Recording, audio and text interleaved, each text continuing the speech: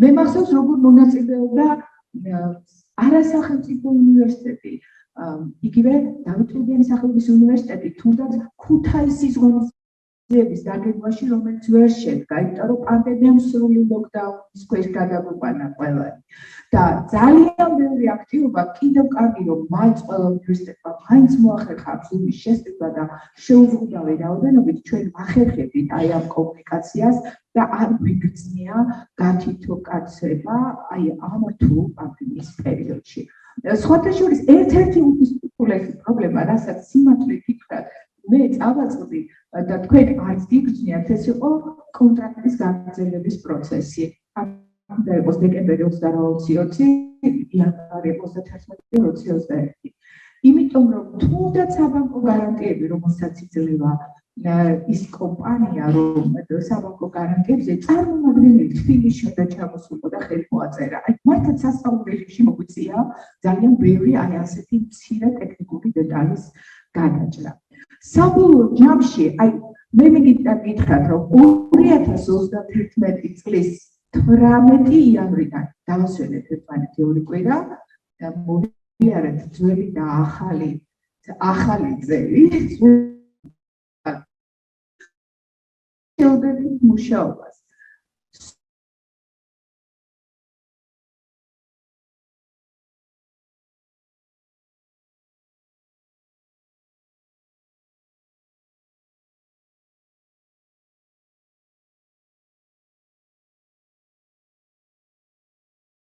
აი ეს პირველი სტადიის იმპლემენტაცია რომელიც ფაქტის 20 წლის გაზაფხულზე უნდა დასრულებულიყო ჩვენ შევძელით 2021 წლის თებერვლის ბოლოს და აი ეს ყველა ტექნიკური მომენტი პრაქტიკულად გადაიჭრა გასული წლის ოქტომბერში, სექტემბერ-ოქტომბერში და მას მერე უკვე ინტენსიურად მუშაობ ჩვენი მკვლევრების პერსონალური მონაცემების შეტანაზე და მათთვის ამ ინფორმაციის მიწოდებაზე.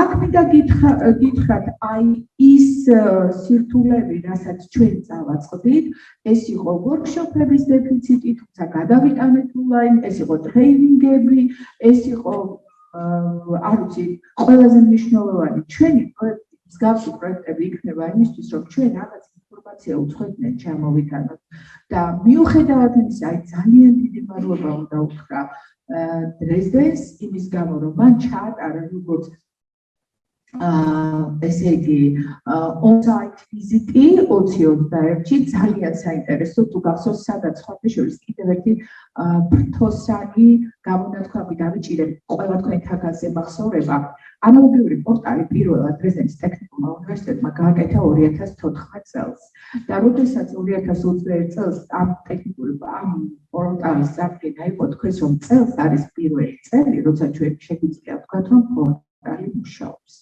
ეს არის იმ შესაძლებლობებით, რაც გააჩნია დრეზდენის ტექნიკურ უნივერსიტეტს და წარმოიდგინეთ ისინი თვლიან, რომ დაახლოებით 5-6 წელი გაჭირდა აი იმ სტაგნაციის გადასაძლევად, რაც რეალურად ხდება. აქ წარმოდგენილია ის აჯენდა, რომელიც ძალიან ინტენსიური იყო ხელბარწმი, სწორედ ამ on-site ვიზიტისას. 2022 წელს ჩვენ ჩავედით დრეზდენში და კიდევ უფრო გავიარეთ ყველა ეს ტექნიკური პარამეტრები და ტექნოლოგიური კითხებს გავეცადეთ, სწავლებას გავეცადეთ, მკვლელობას გავეცადეთ და ახალგაზრდა და გითხრათ, რომ სწორედ ამ უნივერსიტეტიდან მოდის მოსაზრება, რომ მომავალი წლისთვის აი მათობისასაც იგრძელდებოდა, იგი რაღაც ერთობლივი პროექტი გავაკეთოთ, რომ მოხდეს არსებული ესე იგი პლატფორმების ჰარმონიზაცია. აქ არ არის საუბარი იმაზე, რომ კუთვნილებაში ვიღაცას წავართვათ, ვიღაცას მიერ. არამედ ჰარმონიზირებული რო იყოს და მაგალითად ერთმან შევსებული ისახებოდეს მეორეში.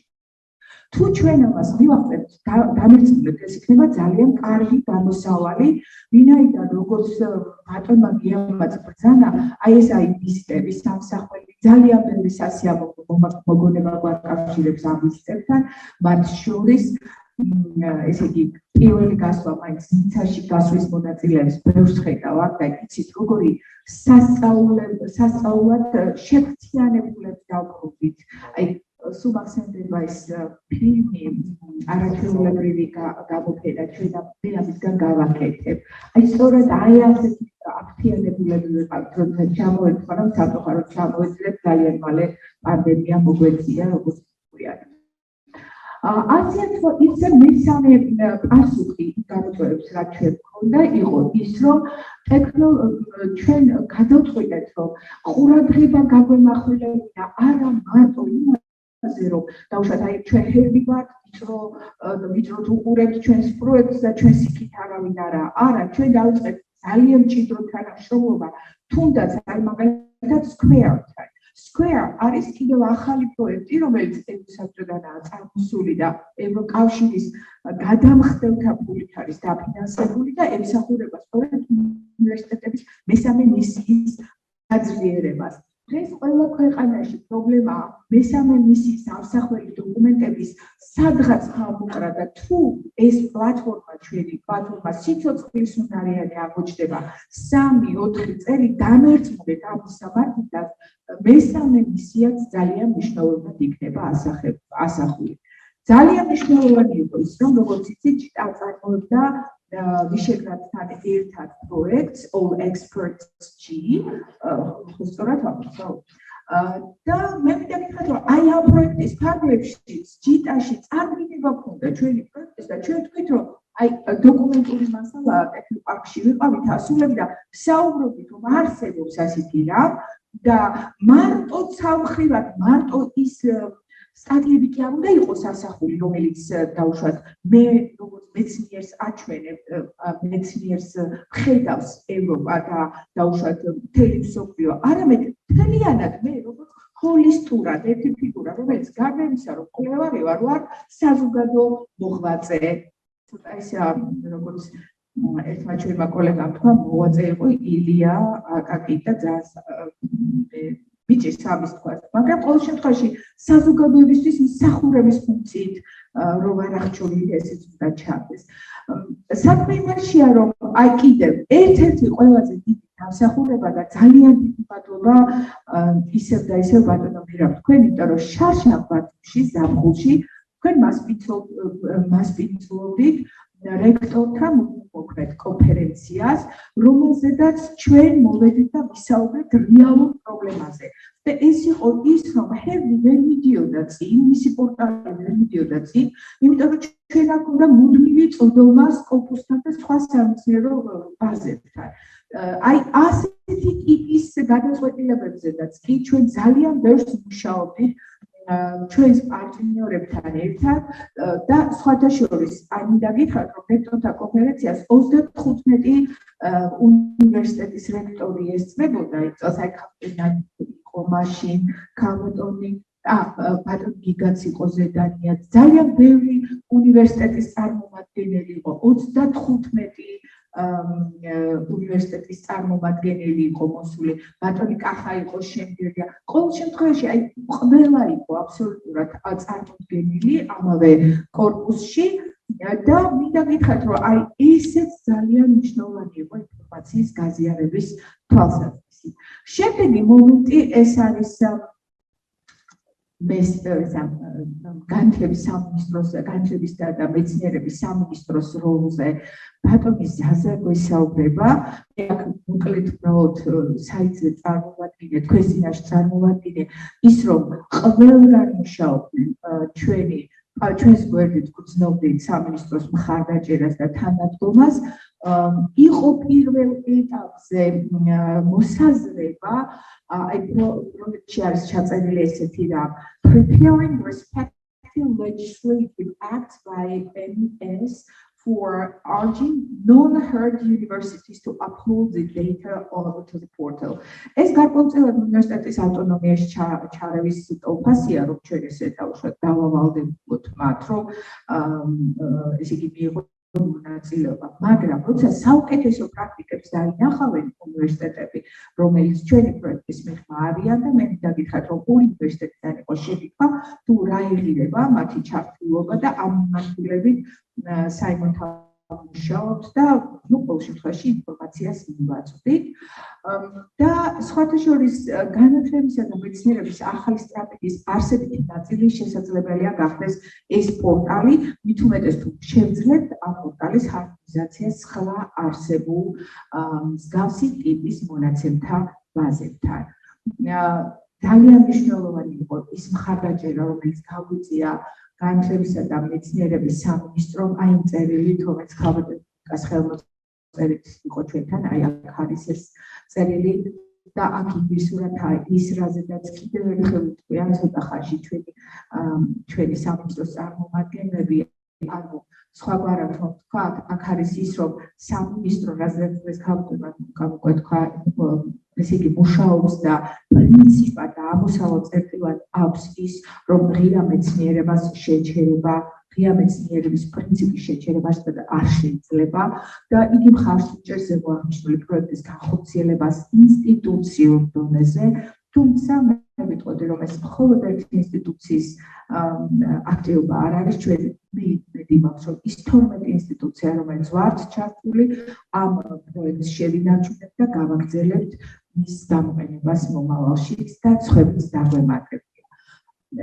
თვითონ პროექტს აქვს ძალიან დიდი მნიშვნელობა, როგორც ინდივიდუალურ დონეზე, კვლევის, მეცნიერის, დოქტორანტის, ასევე ინსტიტუციურ დონეზე, იმიტომ რომ ჩამოყალიბდა ცალკე მეცნიერებად განათლების მენეჯმენტი. სამწუხაროა, მაგრამ კვლევების მენეჯმენტიც ასევე არის ჩამოყალიბებული.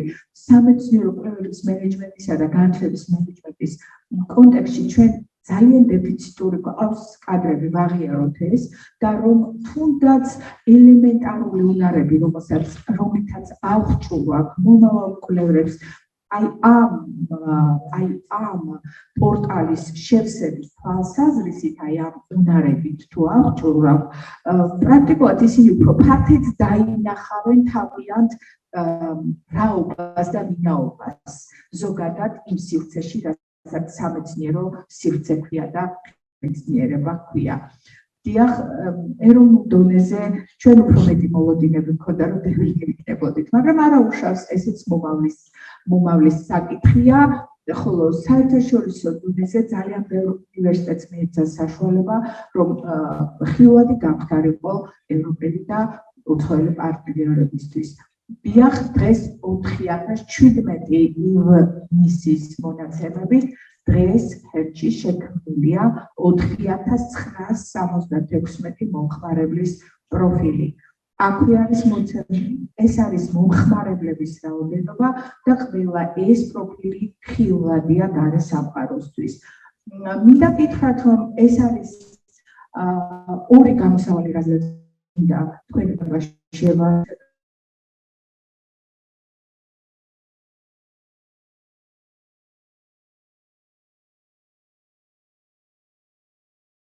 რომ ეს არის პირველი ესეთი გაერთიანების კარგი მაგალითი, ეს არის სამეცნიერო პორტალი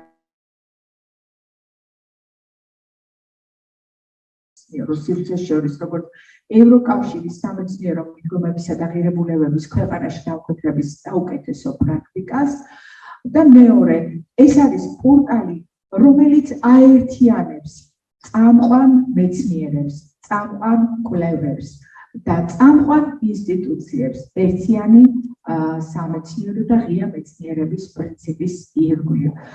ძალიან მნიშვნელოვანია ამ პორტალზე ინფორმაციის განთავსებისთვის რაღაც ახალისებებზე ვიფიქროთ ჩვენ თანამშრომლებისთვის და ერთ-ერთი ასეთი ახალისება შეიძლება იყოს ისევ და ისევ რემაინდერი იგივე სამინისტროდან, რომ ამ პორტალს თავისი არსი არ დაუკარგავს და რომ ამ პორტალს შეუძლია მნიშვნელოვანი როლი ითამაშოს, მაგალითად იგივე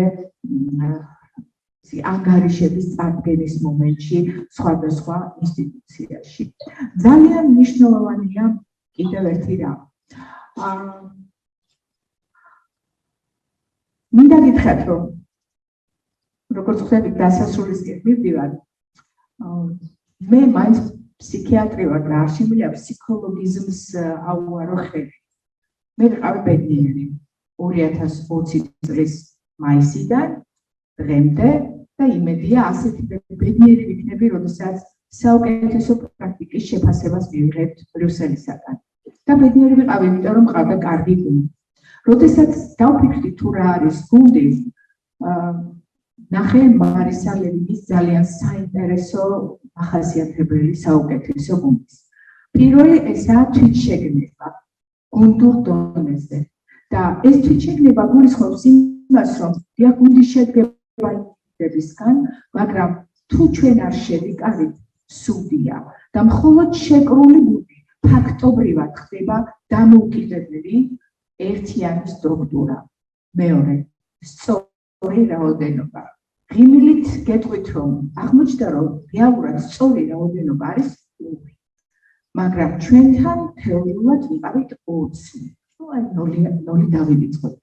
ეხლა ღიმილის გარეშე 11-18 გუნდის წევრი არის ადამიანების მაქსიმალური რაოდენობა, ვისაც შეგვიძლია ეინდო.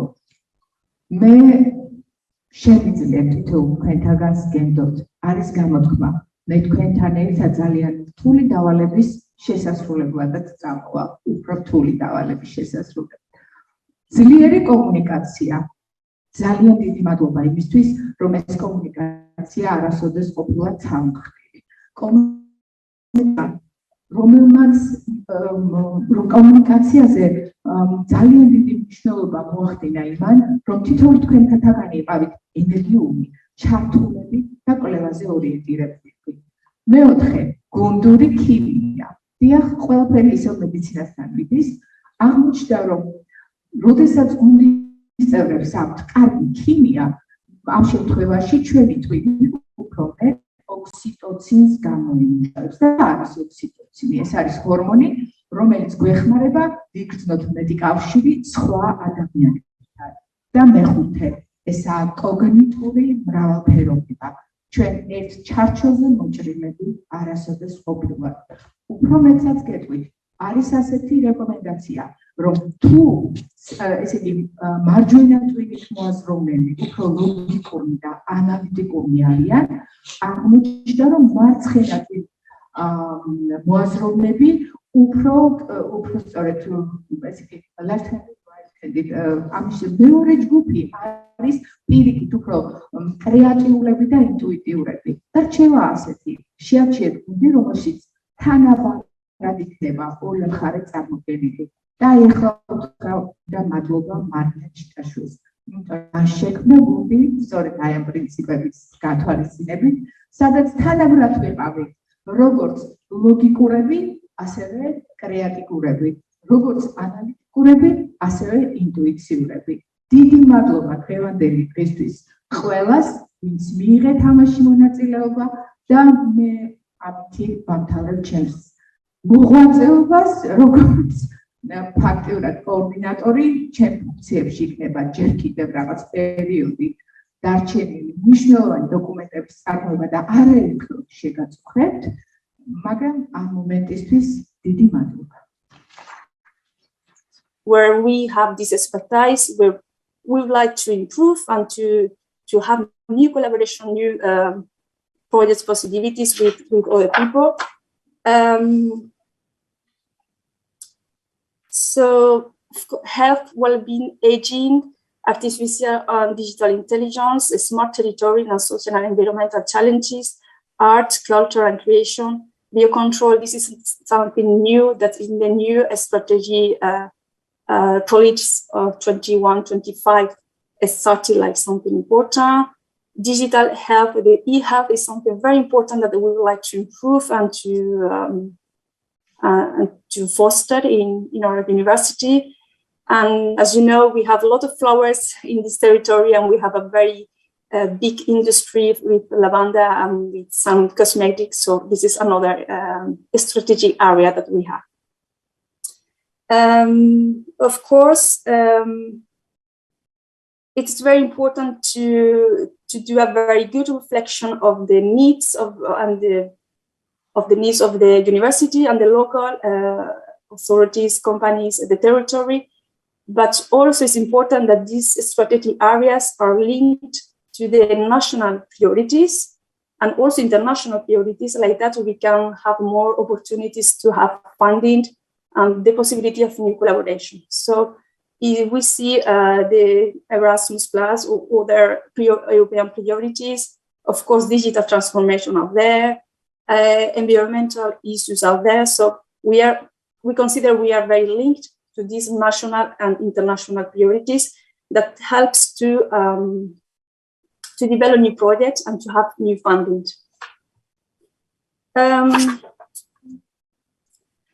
Here I would like just to mention the importance of this national platform that, thanks to a HEAD project, was developed in Georgia. At University of Sur, we have this platform that is like a repository, so it's not very good developed. It's something that we are working on that. Open science has become also a priority in research for University of Sur. We have a lot of work to do, but we are including some changes in this area. Open science, also at the national level, it's very important, and we are working a lot in these areas. At national level, we have also this platform developed by the Ministry of Higher Education and Research to make research and information about research structures and funding open and accessible for everybody. So there you can find information on research structures, funding, authors of the research production, etc., statistics too. And I think having this kind of online platform is a perfect way to increase visibility of research capacities, facilitate connections. So for the following steps, I think the HEAD online platform is going to be very useful for us for the Georgian research. So, of course, we have many possibilities. You know, there are many kind of fundings, many possibilities to continue working and collaborating together. But I just wanted to open this sort of debate with two ideas, with two general ideas, but of course there are many, many more. We can continue improving the research capacity of the Georgian universities, developing new projects on this general idea, or we can develop research projects in a specific thematics. That's why I wanted to show you the specific thematics that we would like to improve and to do new collaborations. So in the first case, we can imagine another capacity building project to improve, to have more knowledge or to improve the research structures. But in that case, I think we should concentrate on one specific thematic, because HEAD already covered the general research capacities.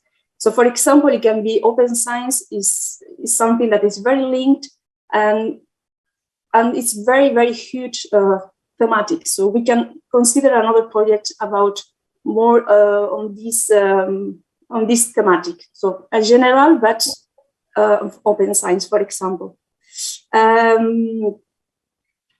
There are another option in Erasmus Plus. I wrote Innovation Alliance. So it's to create partnerships, not only with higher education institutions, but also with companies or local authorities in one specific sector.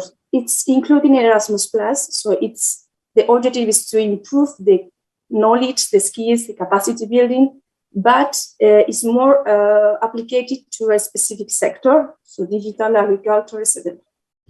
In the second place, we can consider that HEAD already provided this basis for this research capacity and the structures, and now you want to apply it in a specific research project. So there, of course, we need to analyze which thematics which are your strategy areas, and to see if it is possible to have an agreement of these specific areas that we would like to improve. Of course, you have Horizon Europe is the most now funding. with these three pillars. So excellent science with Marie Curie is the most known, perhaps for you. Global challenges and European industrial competitiveness with a specific cluster, so health, agriculture, etc. Europe can be a very good opportunity if we want to focus on a specific research field. Also a good opportunity for you because it's the European cooperation in science and technology, and the objective is to create research and action networks to help researchers to connect and develop new ideas and search for new funding, new projects, etc. So course action has to be always interdisciplinary. This network has to touch at least 2 different disciplines, but in a consistent way, of course. It has to include also companies and other kind of actors outside the academia, what we can say academia world. And they have this finding to investigate for 4 years about these 2 specific fields, and it can be a good opportunity. It's only for people, it's not for institution. It's the research or the other people working in this field who work together, but it can be interesting to you like that your researchers develop connection with other people working in other universities, and it can be the first step to develop new projects and new ideas in the future. So of course there are many possibilities, but everything we have to start with a very good analysis of your capacities research and what do you want to do. Of course, thinking also in the national priorities, of course, and in international priorities, it would be great. Like that, you will have more opportunities to have funding and to have more possibilities of collaboration. The important thing is that the project head give us the basics and the knowledge, the structures, and now thanks to that we can focus on other aspects. We can go further and apply all the positive results that we had thanks to HED project. So we had to take advantages of all these positive results of HED project and develop something new and to improve the research and the education provided. It's the final objective. So I think it's everything. So thanks for your attention. I just wanted to have like a brainstorming of ideas in order to be able to open the discussion now or later about which things we can do together to continue this collaboration. So thank you. Thank you, Maria. We were really inspired. This can be a wonderful university, and one of the most important issues we learned, it's a service to society, research, devotion to research, and very big interdisciplinarity in research projects. Thank you for your support. Thank you for everything you have done for the project and especially for the junior high education institutions. Thank you. Thank you to you. Marias და მე მინდა მხოლოდ ზაზას ისეთი ქალბანუკამ დაქტოვა როგორც ჩანს რომ შეხვედრაზე წავიდა მაგრამ ზაზა გავაკეთებს რაც გააჩნია მეცნიერებისა და განათლების სამინისტროს ისევე როგორც წინა შემთხვევაში ჩვენ გვექნება ინგლისურ ენისავე სლაიდი ბატონ ზაზე გოჩეკილებ როგორც ქართულად ასეც პრეზენტაცია ეს არის მე ჩართული ეხლა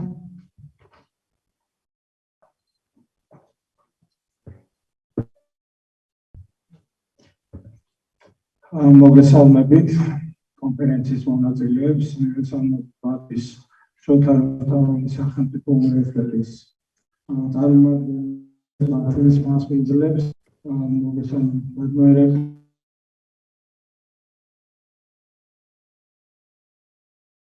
დღევანდელი კონფერენციის ემოციებთან დაკავშირებით, იმ შინაარსთან დაკავშირებით, რომელიც მოვისმინე, იმ სენტიმენტების შესახებ, რომელიც აშკარად ჩანდა ქალბატონინოს გამოსვლაში და ასევე იგრძნობა ქალბატონინოს ჰერდის გუნდის თითოეული წევრის დღეს მათთან კომუნიკაციაში ვამაყობ იმით, რომ ერთი საგრანტო პროექტის ფარგლებში შეიქმნა არაჩვეულებრივი პროდუქტი და ამასთან ერთად შეიქმნა და სახეზე გვაქვს არაჩვეულებრივი ახალგაზრდული გუნდი იმ ხალხისა, რომლებიც დასაქმებული არიან მეცნიერების მენეჯმენტის მიმართულებით.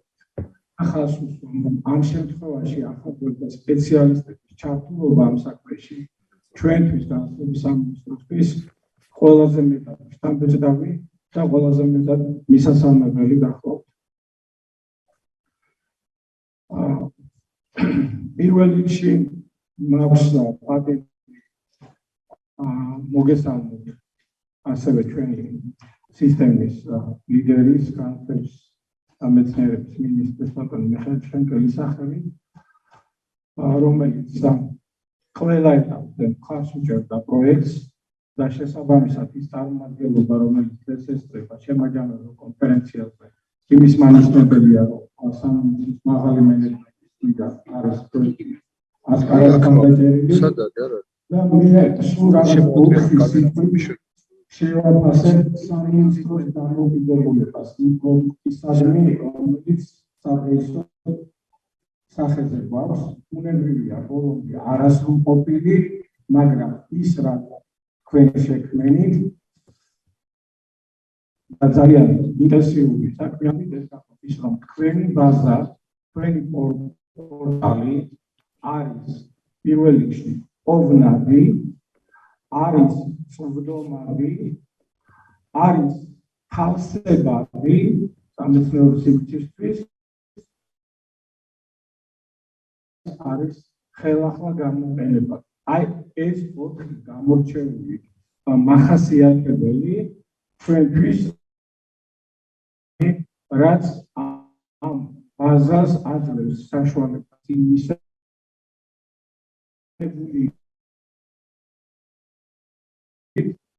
არამედ მომავალში ჩვენი მაქსიმალური ხარჯებით და ყველას ერთობლივი მცდელობით ის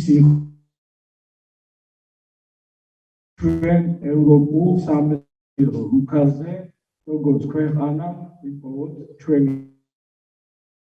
ერთიან სამეცნიერო პორტალთან. უნებრივია ამისთვის გასაკეთებელი ძალიანია ის, რომ 12 ყველაზე წარმატებული, წარჩინებული უმაღლეს საგანმანათლებლო დაწესებულება იყო ჩართული ამ პროექტში, ეს ძალიან ბევრს ნიშნავს. ლამის ჩვენი მთლიანი მოცულობის შეიძლება 2/3 ამ უნივერსიტეტებში და ამ სამეცნიერო კვლევითი ინსტიტუტების სივრცეშია რეგისტრირებული და ძალიან მცირეა დარჩენილი, მაგრამ პრობლემა არის უნდა ვთქვა, რომ ჩვენ 56 უმაღლეს საგანმანათლებლო დაწესებულება გვაქვს და უნებრივია არის კიდევ ინფორმაციის ის ნაწილი, რომელიც არის ნელი და დაუმუშავებელი და ამას ემატება 46 კვლევითი ინსტიტუტი, რომელიც აკადემიის სივრციდან არის ინტეგრირებული 5 უნივერსიტეტში და ამას ემატება ჩვენ წარმოიდგინეთ 50-ზე მეტი კერძო სამართლის იურიდიული პირის სტატუსის მქონე სამეცნიერო კვლევითი ინსტიტუტი, რომლებიც ასევე აწარმოებენ სამეცნიერო საქმიანობას. ეს არის სხვადასხვა უწყებასთან არსებული კვლევითი ინსტიტუტები, ისეთი როგორც არის დაუშვათ დელტა, კონსტიტუციის სამინისტროსთან, კვლევითი ინსტიტუტი დაახლოებით სამინისტროსთან, ასევე კულტურის სამინისტროსთან და ასე შემდეგ. ამოცანა უმრავლეს იმაში, რომ ჩვენ შევძლოთ მაქსიმალურად ეს არსებული ყველა რესურსის ინტეგრირება, კონცენტრაცია, აქ უპირველეს ყოვლისა უნდა აღვნიშნოთ ჩვენი განათლების მართვის საინფორმაციო სისტემა EMIS-ი, სადაც რა თქმა უნდა უპირატესი ინფორმაცია არის აკადემიური სივრციდან წარმოდგენილი, მაგრამ ამავდროულად იქ არის ძალიან ბევრი სამეცნიერო მიმართულებით არსებული ინფორმაცია, რომელიც აუცილებლად უნდა იყოს ერთიან სივრცეში ინტეგრირებული მათ შორის ერთთან. ჩვენ ვერც ვერავით ტრადიციული წლების განმავლობაში შექმნით ისეთ სისტემას, როგორც არის ჯიმუსი და რომელიც მოქმედებს ძალიან პროდუქტიულად შოთა რუსთაველის ეროვნული სამეცნიერო ფონდის ბაზაზე. ასევე უნდა აღვნიშნოთ ელექტრონული ბაზა, რომელიც შეიქმნა სამეცნიერო ბიბლიოთეკასთან, ეს არის დაახლოებით 7-8 წლის ისტორიის მქონე სამეცნიერო ბაზა და ასეთივე პლატფორმა გააჩნია Equipops, რომელიც წლების განმავლობაში ასეთ პლატფორმას ამზადებდა. ეს ჩამონათვალი, როგორც ხედავთ, არ არის ცოტა და ბუნებრივია ის წესრიგში სამინისტროს წინაშე დგას საკითხი, რომ მოხდეს ერთიანი ეროვნული სამეცნიერო პლატფორმის შექმნა.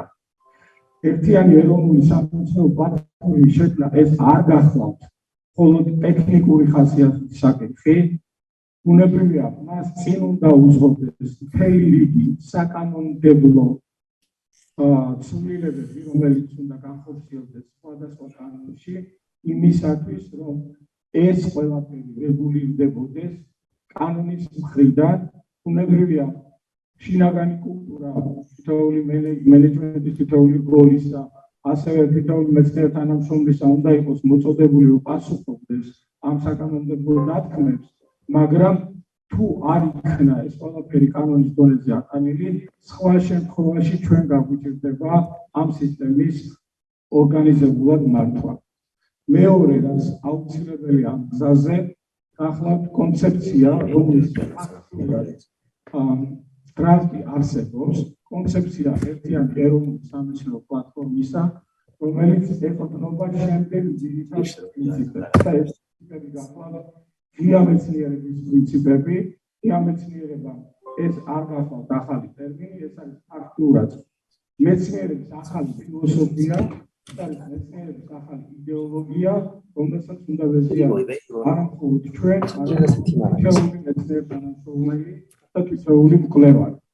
პრინციპები შეგვიძლია ჩამოთვალო, მონაცემები, რომელიც ეროვნულ პლატფორმაზე იქნება, თავისთავად ეს უნდა იყოს ღია წარმოება, აუცილებლად ეს უნდა იყოს ღია მონაცემები, ეს უნდა იყოს ღია კვლევის მეთოდოლოგია, ეს უნდა იყოს ღია პიარები, ყველასთვის ხანგრძლივი, ანუ წვდომადობა უნდა იყოს აუცილებლად ღია საგანმანათლებლო და ღია სამეცნიერო ინფრასტრუქტურული შესაძლებლობები და ბაზები. შესაბამისად, თუ ჩვენ ამ პრინციპებს ავსახავთ და ეს ყველაფერი იქნება პლატფორმაში განვითარებული და გაკეთებული, ჩვენ გვეცია ასოციაციაში გვექნება პლატფორმა, რომელიც სრულად ევროპულ რეგულაციებს განადგურებს და განყოფილებს. ბუნებრივია ამ გზაზე ჩვენ ძალიან გამოგვაგება თქვენი გამოცდილება. ძალიან გამოგვაგება გუნდის თითოეული წევრის ის უნარები, ის ცოდნა, რომელიც ჩვენ შეიძინეთ ამ 2-3 წლის განმავლობაში. და ჩვენ გერმანიაში თქვით, როცა ვიყავით და ესაც დაგიდასტურებთ, რომ ამ გზაზე ამ გუნდის რესურსს განათლების სამინისტრო მაქსიმალურად გამოიყენებს. დასასრულს მინდა გითხრათ, რომ პროცესი, რომელიც მიმდინარეობს ეს მეცნიერების მიმართულებით, თავიდან ბოლომდე სრულად არის გადაწყვეტილი მთავრობის მხრიდან.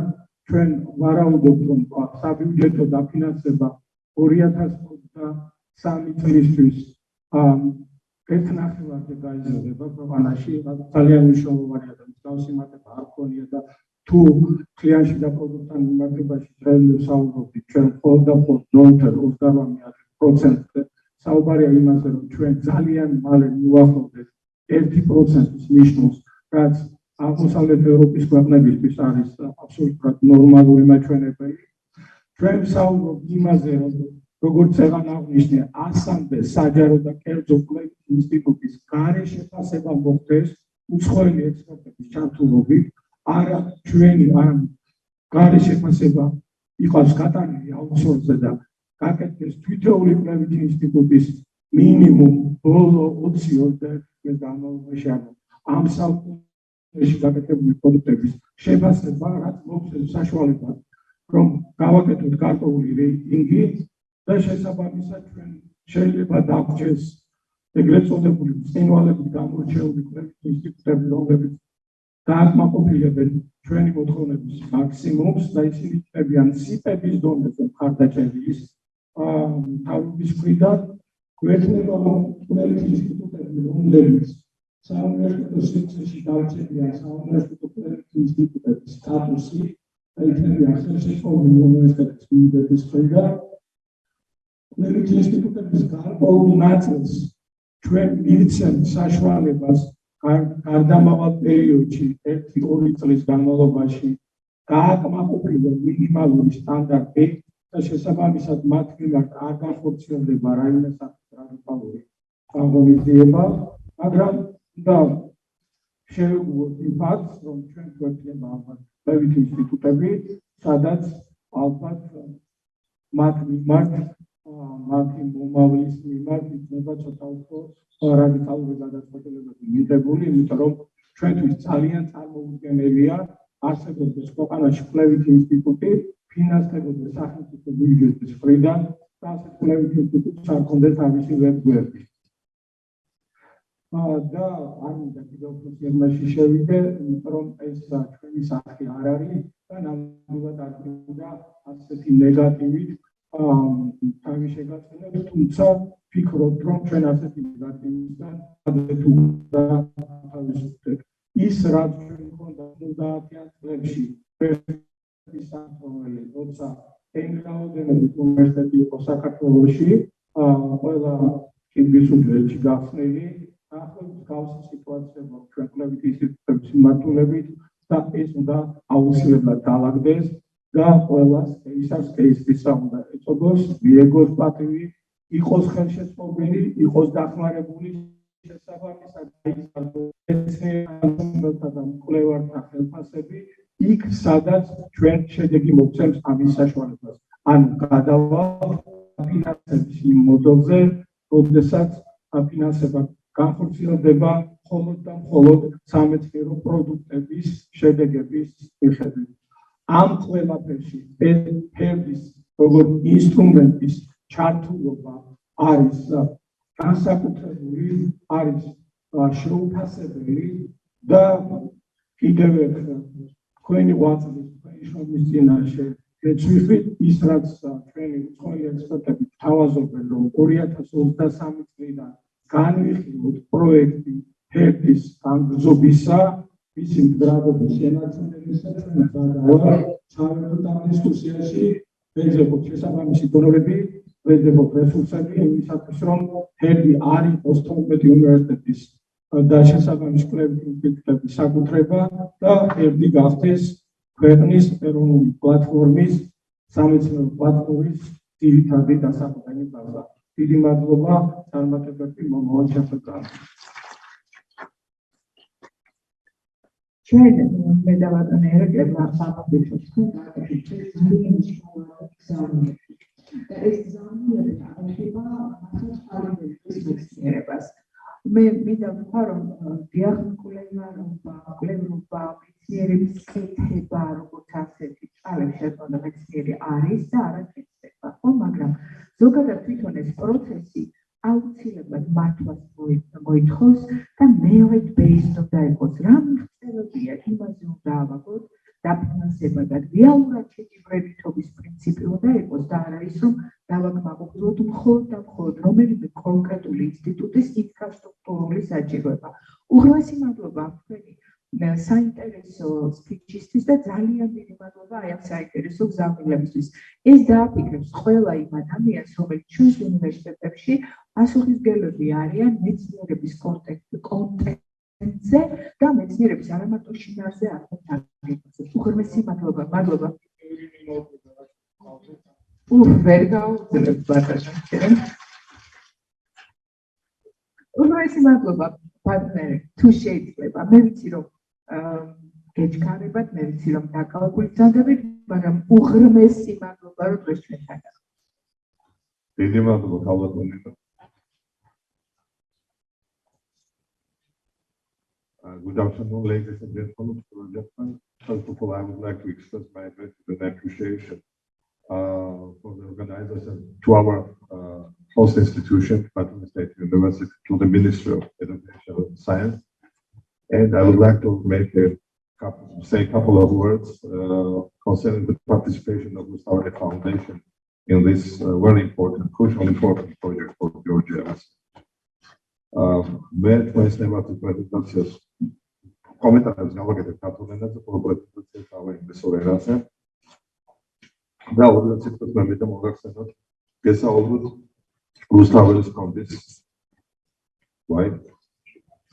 უგაცრავად რუსთაველის ფონდის მონაწილეობის შესახებ ერთის პროექტში, როგორც ერთ-ერთი პარტნიორი ორგანიზაცია.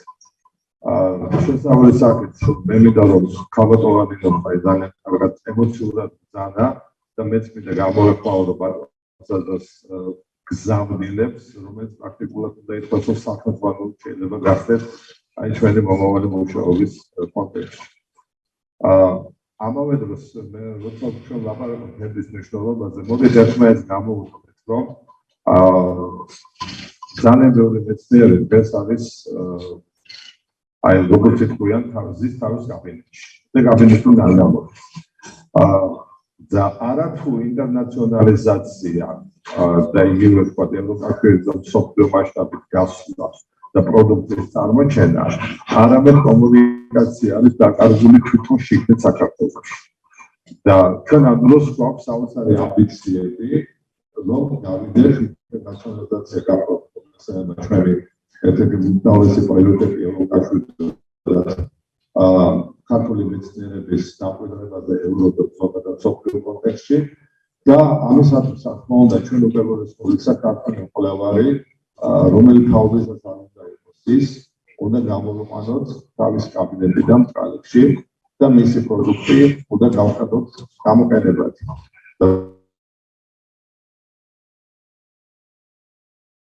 ტექნიკური დარგი აქვს.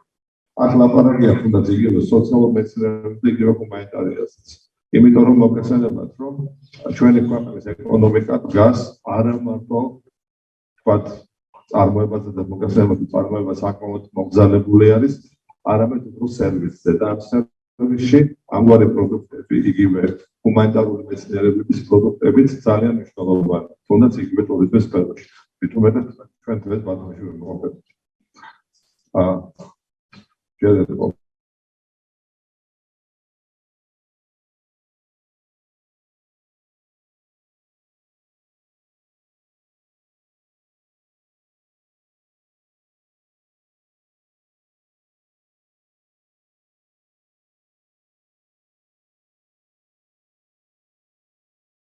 პროექტების ასეთი იდეების დაფინანსება დონორები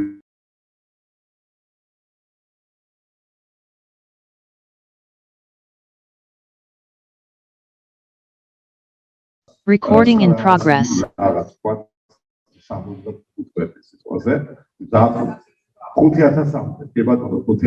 ანუ მაინც გვაქვს რაღაცა დარჩენილი გარკვეული რაოდენობა, რა. და რა თქმა უნდა, აი ესეთი ეს არის, რომ საერთოდ ერთგანი ჩართულობა უნდა მოხდეს. ჩვენ ამისთვის გადავართ კი არა, ეს არის ჩვენი ერთ-ერთი მთავარი პრიორიტეტი. ასე რომ ჩვენ როდესაც გაშვებდა ეს იდეა, ჩვენ რუსთაველის ფონდი თავიდანვე მოსამზადებელ ეტაპზე იყო ჩართული ყველა ამ სამუშაოებში და აქტიურ მონაწილეობას იღებდა ყველა აქტივობაში ეს ტიპოფიტი იქნებოდა და ასე შემდეგ, როდესაც ეს ყველაფერი იდეას ხები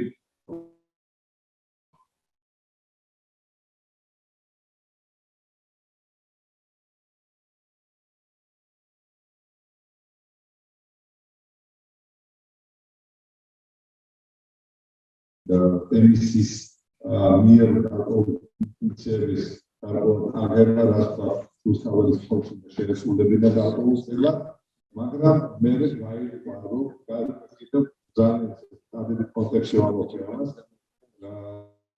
რომ უსწავლის ფუნქცია შეეძლო ქართული კონტრიბუცია შეეტანა ამ პროექტში კიდევ დამოუკიდებლად working package აი ამ მიმართულებით ასე უსწავლის ფუნქცია დაუბრუნდა და მე პირადად ამის ძალიან დიდი მიერება და თავისთავად ძალიან დოქტორად ფონდი ასე რომ ჩვენ ისე დავუბრუნდით ხელის ოჯახში შესაბამისად ჩვენ მონაწილეობას ვიღებთ იგივე steering committee-ს შეხვედრებში და ყველანაირად კონფერენციები იქნებოდა ეს თუ ფიზიკური თუ ვირტუალური შეხვედრები ობიექტური მიზეზების გამო ყველას მოგებდა ჩვენი ესეთი კონტრიბუცია შეიძლება ასე ითქვას ეს იყო იგივე პრომოცია იგივე ესეთი ეს იქნებოდა ინფორმაციის მიწოდება ინფორმაციის გავცემა თავისთავად სტატია რეკლამირება პრომოცია დისემინაცია და ასე შემდეგ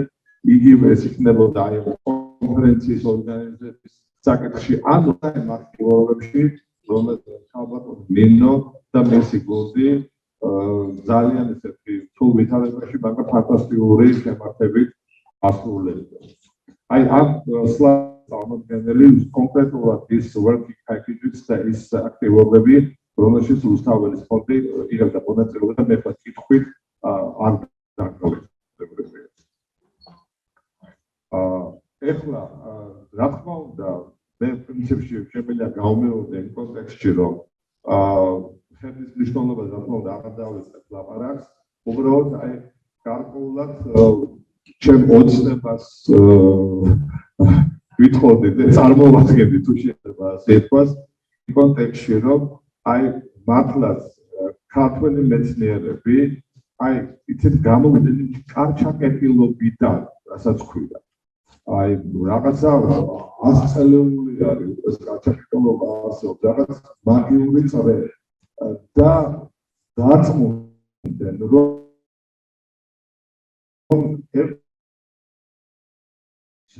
აი მათი კეთილდღეობის და წარმატების არის ეს რასაც ახლა ჩვენ ახლა აღვნიშნეთ ანუ ინფორმაციის გატანა გავრცელება და კავშირი აი გახსოვთ ნოკიას ძველი სლოგანი connecting people აი ეს არის connecting science აი ეს არის განვითარების ერთადერთი გზა და ძალიან დიდი მადლობა ქალბატონ ნინოს მის გუნდს და ხელს აი ამ გზაზე ერთი ამ ძნელ გზაზე ძალიან დიდი ნაბიჯის გადაწყვეტისათვის დიდი მადლობა ყურადღებისათვის წარმატებებს გისურვებთ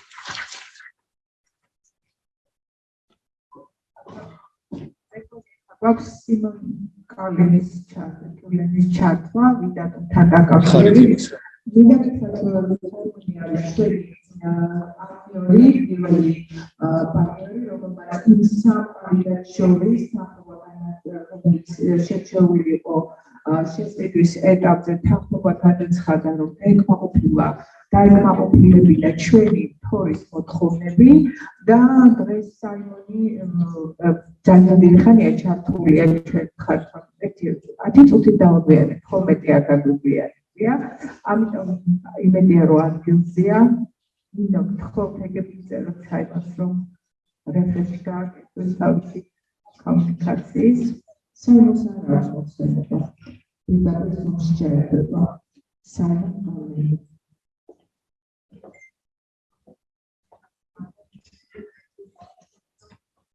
და საიმონ შემდეგ რა შესაძლოა მოგდებით ცოტა მოგვიანებით დაფასი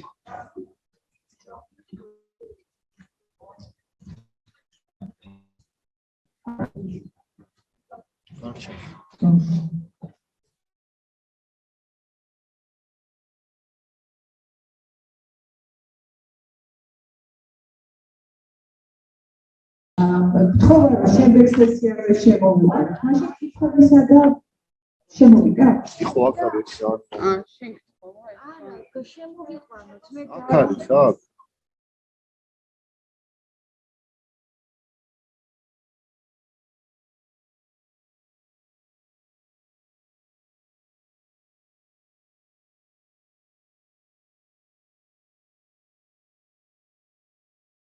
Recording in progress.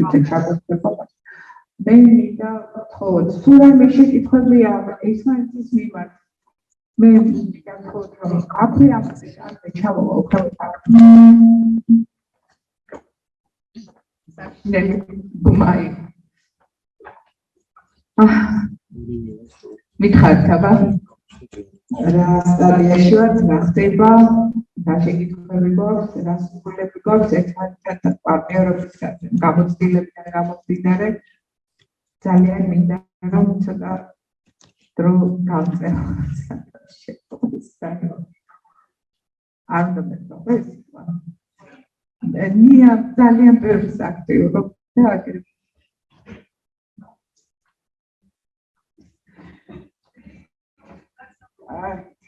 მოგესალმებით ყველას. ჩვენ ამ პროექტის ფარგლებში გავიწყდით სექიურობერებს, მაგრამ ისე გამარტებით გავიწყდით ძალიან ბევრი მეგობარი, პარტნიორი. საერთოდ მე ამოვარ ინსტიტუციაზე იყვ ადამიანებისას, რომელსაც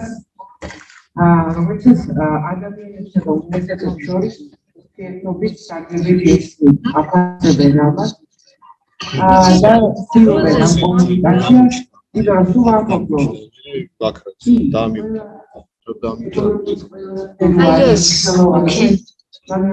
ჩვენი პატარა ქვეყანა ვერ გახდება სრულფასოვანი წევრი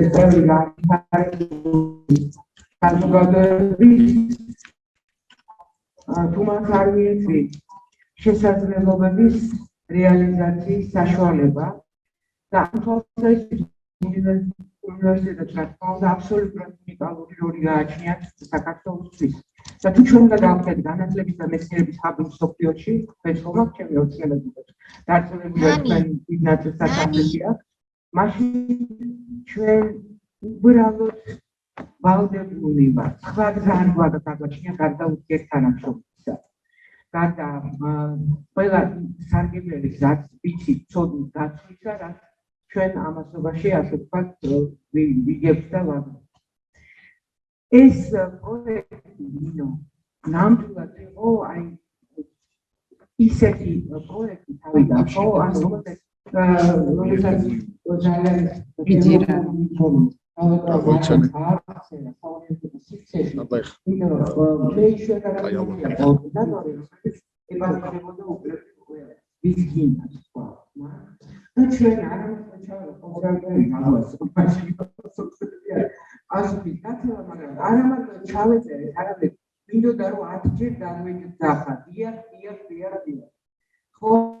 იმიტომ რომ ეს რეალურად არის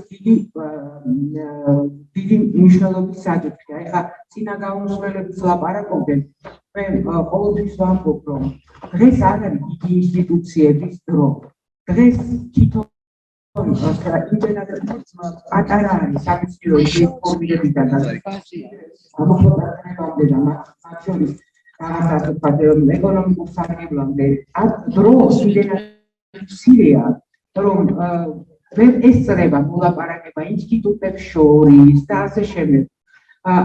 დღეს არის თითოეული მეცნიერი კვლევარის აქტუობაზე დამოკიდებული ძალიან ბევრი რამე, როდესაც ის თვითონვე ეძებს იმ შესაბამისების ადამიანებს და თვითონ სამეცნიერო ჯგუფს, მიუხედავად საზღვრებისა, საზღვრებში არის ეს.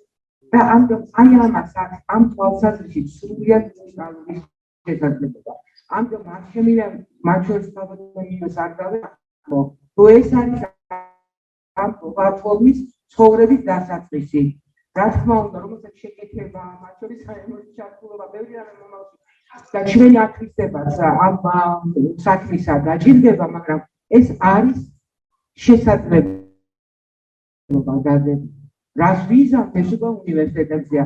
ნინო ხო არ გავწყვიტო ძალიან ძელი შესავალი გამომივიდა სანამ. კი ბატონო, ჯობია რომ საიმონს დავუხდით. დიდი მადლობა ნია და ისწრაფ თქვენი მოსაზრება ზოგადად მომავალზე დიახ, ესეც უნდა იყოს და ეს არის ერთიანი ხედვა და ამიტომ ვთქვი რომ ჩვენ ახლა დავიწყეთ და უნდა გავაგრძელოთ. Hello Simon. We are sorry that we are starting a little bit late for you. And would you please join us with your remarks and your experience working with HERD, and maybe we will speak about the future plans as well. Thank you. Hi, good morning. Or good afternoon, apologies. Can everybody hear me? Yes, we're here. Okay, excellent. I'm going to share my screen. Yes.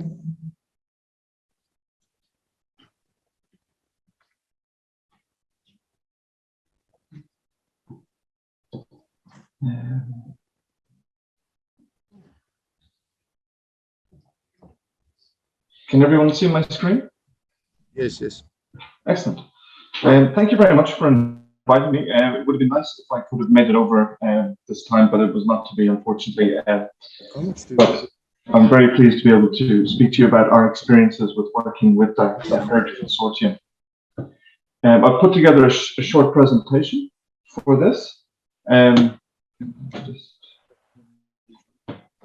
With an agenda of the following. Firstly, I'd just like to go into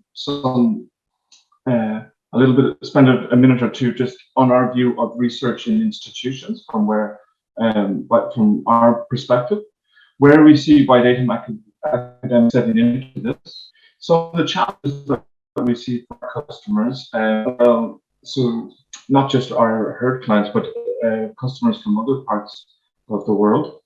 Some of the specific project challenge HERD project, some of the training that we provided and how we provided that training, and then some HERD statistics with your portal.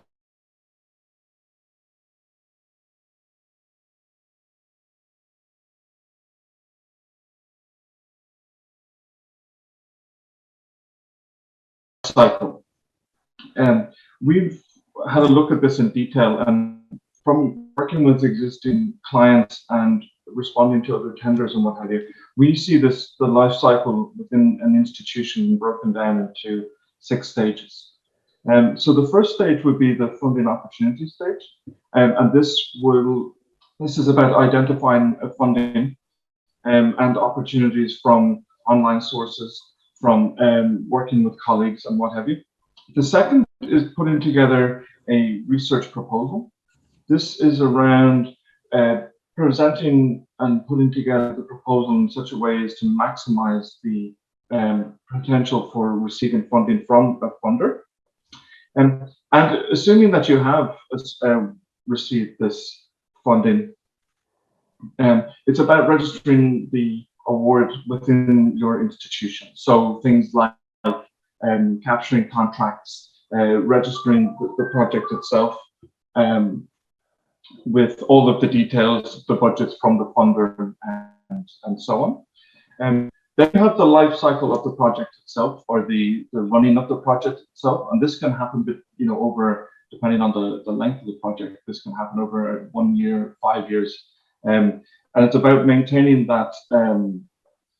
Maintaining the information and the activities of what goes on that project for that life cycle.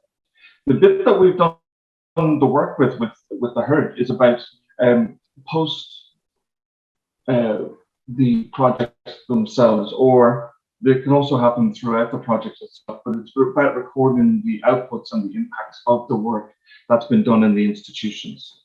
And that part of the process that we're currently covering with the HERD consortium itself. So that's about recording outputs, it's about recording impacts, it's about recording your professional work within your institution.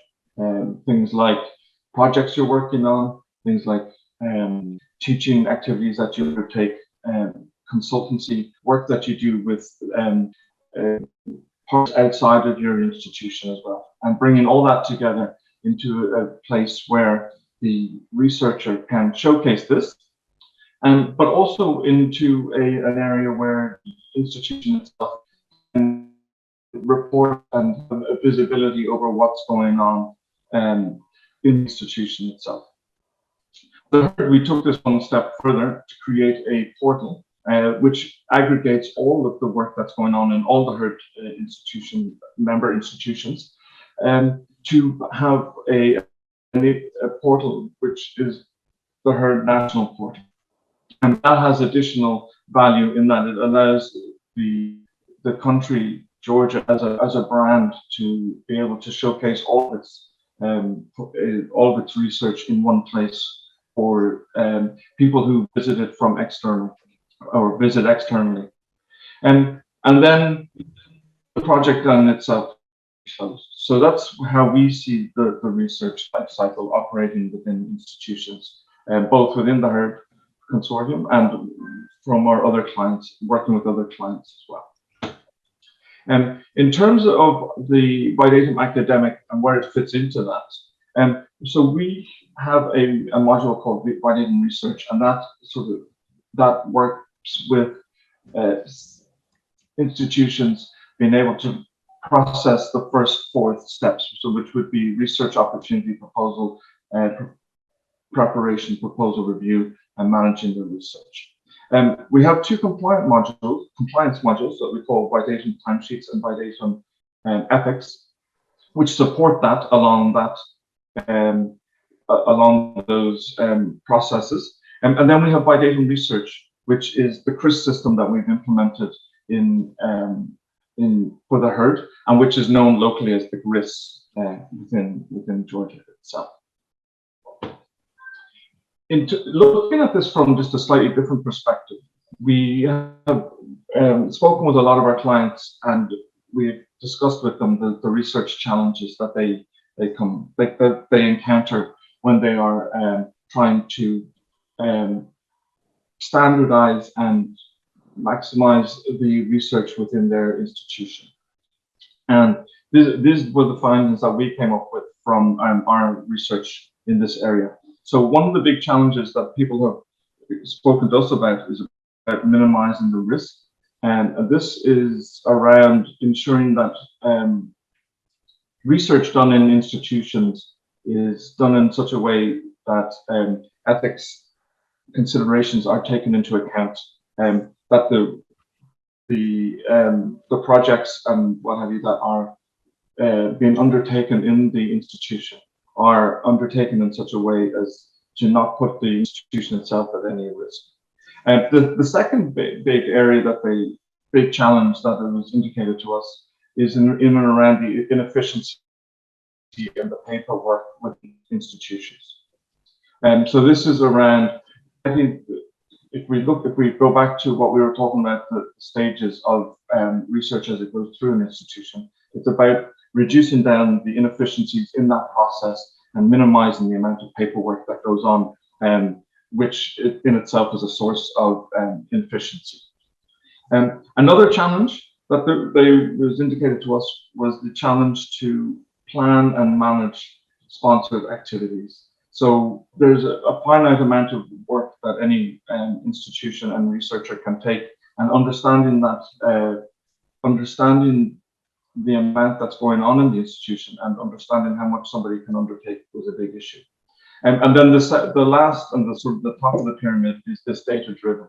And we've done a lot of work with the HERD Institute, the HERD Consortium on this. And this is about bringing together information from the various sources. So, for example, you have a lot of internal information in your institution, such as existing repositories of publications, such as institutional repositories.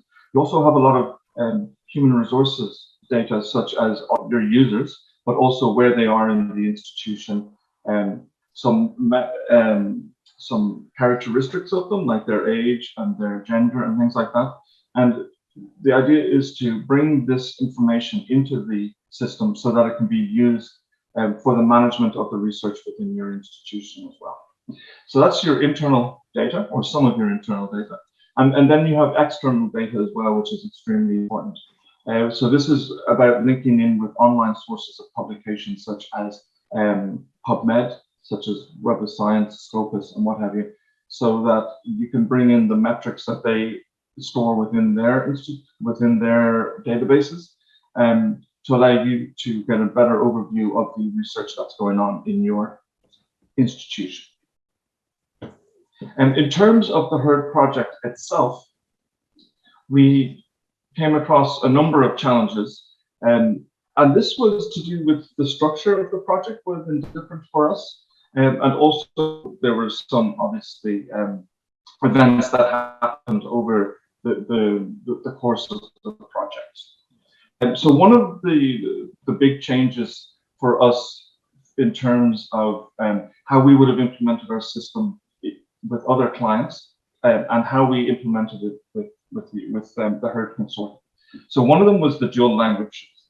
We have a system which supports dual languages, but what we didn't anticipate at the beginning of the project was actually creating dual language profiles. So this is where the system was designed to present itself to a user either in Georgian or in English, but then there was a step that we needed to take which was not anticipated, which was to allow the users to actually record their profiles in dual languages. So this was recording their any work that they would have done in their biography or in any of their professional details and so on. The only place where we didn't implement a dual language profile was with the outputs themselves, because that's a much more structured piece. And a lot of that information that comes from those integrations would not be in dual languages. And it's a sort of accepted practice that outputs are recorded in the language in which they were written. The second area that we came across was projects and patents. Most of our clients would have a different source of project patents. We never actually, people would be entering this information directly into the system and expecting other users to be able to claim those in a similar way as you would share an output. So for most of our clients, we would take that data and it would be presented to users from another system. And if other users in the CRIS system had it, they would also have been presented it separately. So there was a slight bit of work that went on with there. And that was very much helped by the input from the HERD consortium members themselves. And then the big one was the needs of managing the needs of multiple institutions. So most of all of our projects up until this point, we would have dealt with one major institution, and they would consult internally and they would come back to us and they would say, these are our requirements for the CRIS system. In this instance, there was a lot of work done, and to be fair,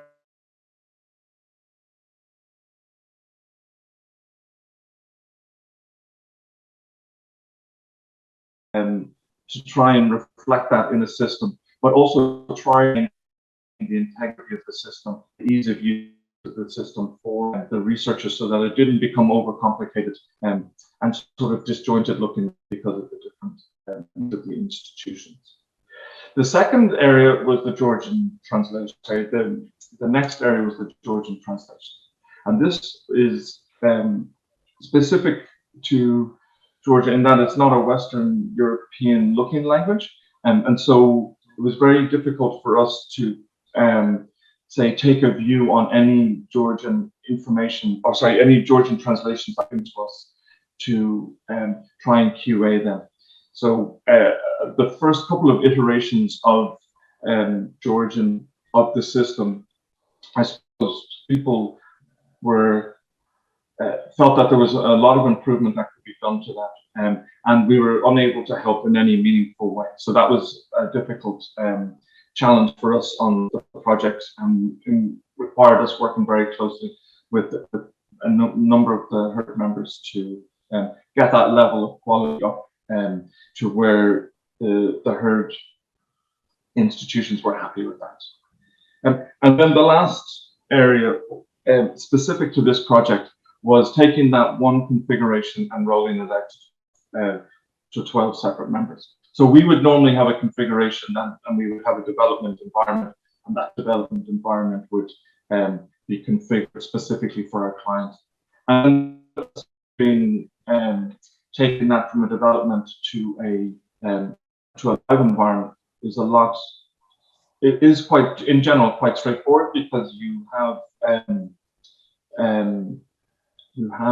the same platform, and you have an expectation from the same everybody who's looking at it from the same institution, and there's no variation between it.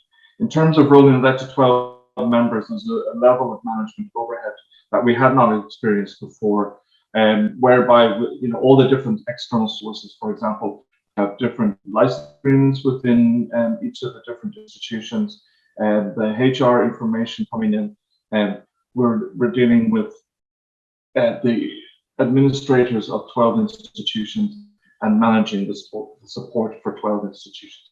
So we think we've actually done a very good job on that. It seemed to go very smoothly, but it was a big challenge for us on our side to actually determine what would be the best and most efficient way of rolling out one development configuration to 12 live members.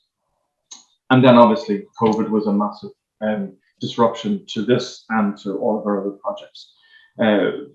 We have only had the opportunity to go and visit Georgia once, which was at the launch of the HERD project.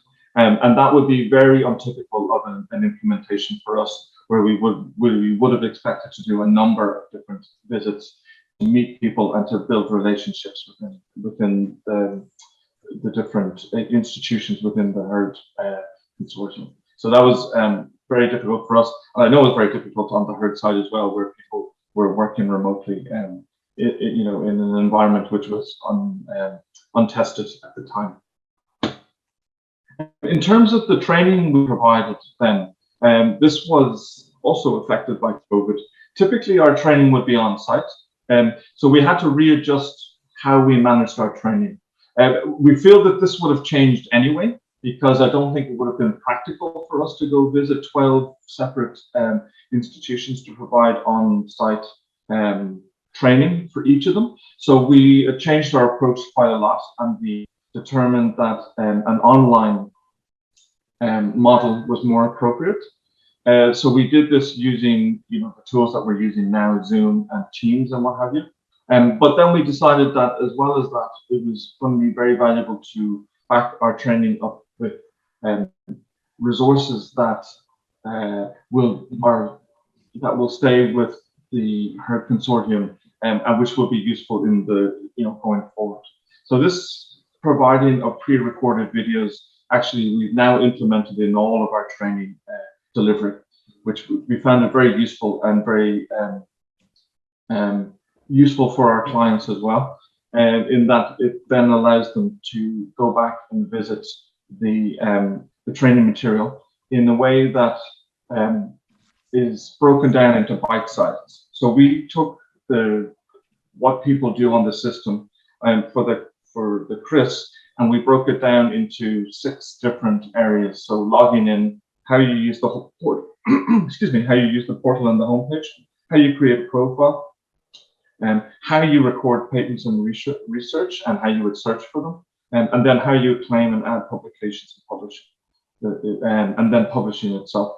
And we think that's very useful in terms of new users coming on to the system going forward, but also for keeping a store of knowledge within the institutions themselves, so that there's always that backup. And the point about this is that all those are available for HERD members to reuse going forward. So we think the trainings was very successful, and I think that's reflected in the level of support that we're getting, support requests that we're getting. So we're looking at our support requests from the HERD consortium, and it seems to be at a level which is which would indicate that people understand what they're trying to do, and they understand how the system works. And that sort of brings me to the HERD portal statistics themselves. So we looked at the amount of information on the system, and we compared that with the amount of information in each of the institutions' individual internal versions of the system. And the statistics that we got out of those two bits of analysis were, so we have 12 institutions, obviously. We have a total number of users, the individuals, private versions of the Bidatum academic, and that's 5,147. Researchers are on all are on the system between all the different herd members, and all of those users are registered and visible on the public portal, and that's done automatically, so you don't need to worry about that.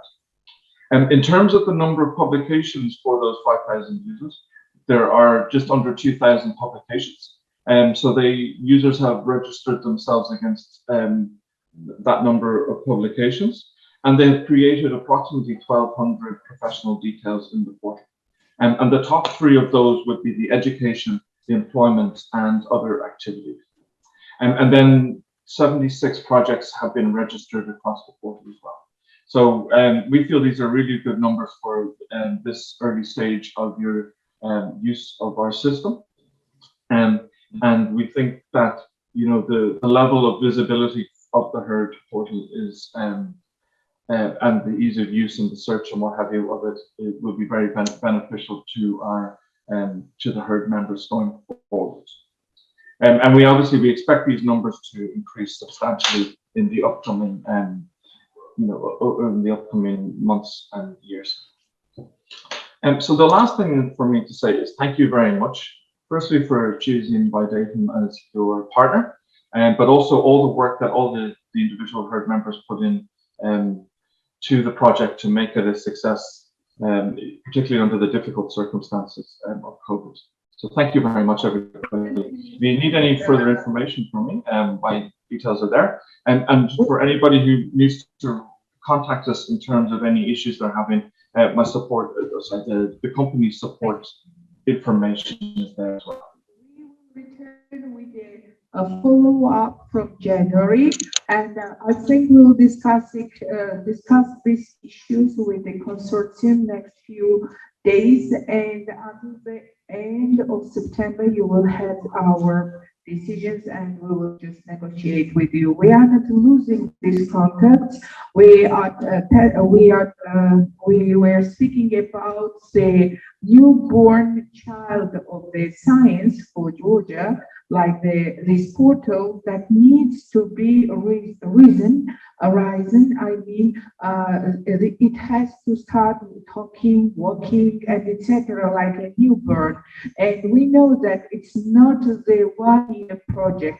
It's full of certain years of further collaboration. Thank you, and we will return with the specific issues later. Thank you. And another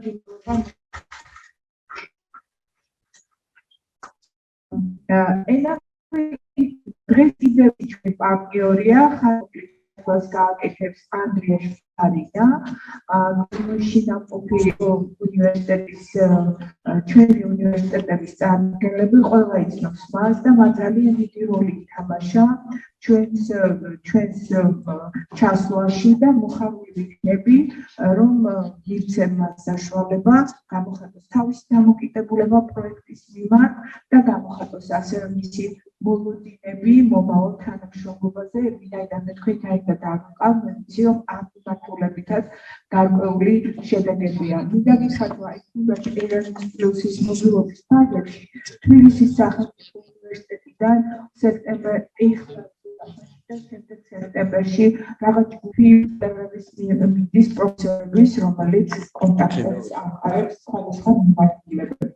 ეგრეთ ამ შემთხვევაში ISET-ის თბილისის სახელმწიფო უნივერსიტეტის ISET-ის პროფესორები არიან კრებულში და მე მეთხოვე მათ, რომ ჩვენი მხრიდანაც, როგორც კი იქნება კომუნიკაცია, რაღაც ერთობლივ პროექტებზე ვიფიქროთ, ისე კონსორციუმი მუდმივად ვერ იარსებობს, მაგრამ იდეა კონსორციუმის და ურთიერთკავშირის აუცილებლად იარსებებს მოვალშიც და ჩვენი ურთიერთობები იარსებებს რაც თავად. Andreas, could you please start your presentation maybe, but your communication with us? Are you there? Hello? Sure, come. It's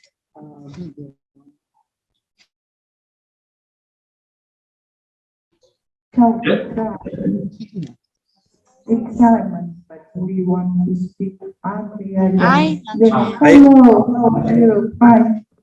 Thanks. We are waiting for you. So, do you hear me? It's working. We hear you, and you are welcome also from our side. Yeah. So, what I wanted to stress just a short presentation I can send you. Do you prefer to see it?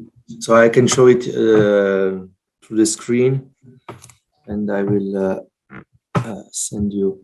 So first of all, thank you for Yes, we can hear the screen. for this meeting and the participant of the June Capstone Conference. I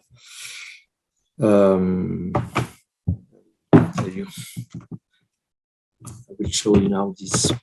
This is more or less what a sort of during this presentation I want to show you the what was our activity as University of Clermont.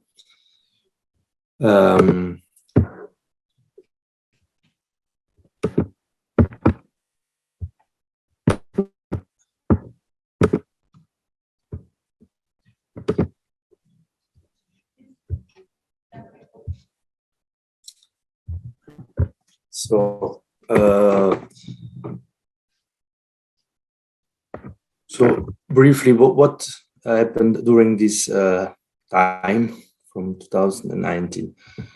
Well, some data about UCA for those who doesn't know. 20 faculties, 6 campuses, and we are located in Clermont, center of France. 38,000 students, 2,000 faculty research and teaching staff, 1,500 technical administrative personnel, 173 courses, and 400 cooperation agreements. So one of, including HERD, as European Erasmus Plus project. So the different research structures as those that came to our we were now in during the study visit and the tech transfer workshop, they could see part of our activity. So briefly, the activity UCA participation to ERT started in 2018 during the application procedures time. So we joined ERT. The first meeting was in 2019. Kickoff meeting in Tbilisi. Same year in June, steering committee meeting. It was also the first time I came to Georgia. Then we started end of 2019-20, the first steps for organizing the tech transfer workshop, which was the main activity we as University of Clermont had in this project. And 2020, it's time for the Dresden workshop in Tbilisi in February. Me and another colleague participate. Very interesting, and then COVID, so became a little bit more difficult. And spring 2020. So, and then we came to this when we sent a questionnaire and analyzed the results for tech transfer workshop to be organized in a way that gives you be able to get really the what you need, see the activity we are already done in the Georgian partners, and so this was the reason we did a questionnaire, but also because we tried to organize UCA trade transfer workshop during the year and the year after. 2021 standby year, so waiting for tech transfer workshop and study visit, and then finally 2022 study visit and tech transfer workshop. So those are the main activities. Means also that several people work on the project, within the project, mainly me and sorry, which is the main, which is the head of the project support office. And so for the presentation, it's finished. I just want to press finally one more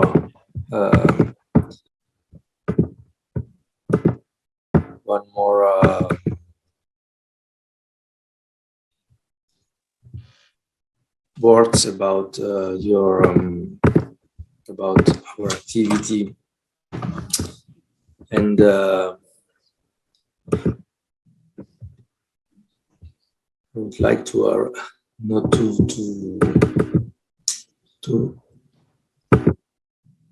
so to say that it was really a pleasure for us to participate in this project and in particular for the workshop we visited, and when you now came to us to Clermont, it was even with COVID, which slowed things. It was very fine, and I would like to thank also for your hospitality and kindness when we came to Tbilisi, and to have you in Clermont. It was very short but fruitful workshop, I guess, on tech transfer. And regarding the new future, we had a few questions from your side, and we are currently working on finding the appropriate contact person. It's different questions. Some of you did. We will also like to we will disseminate further about the project. There will be further dissemination activity for that is already foreseen. All the participants of the Clermont-Ferrand have expressed their thanks for the rich exchanges that took place between us. And regarding the new future, we will really like to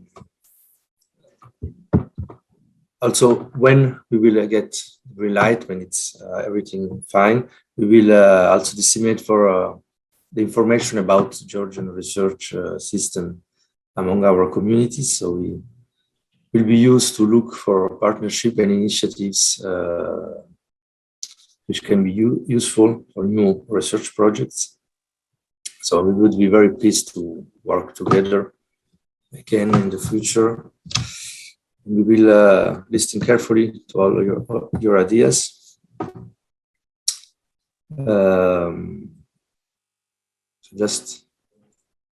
And I apologize for behalf also of all the team for not being able to come with you.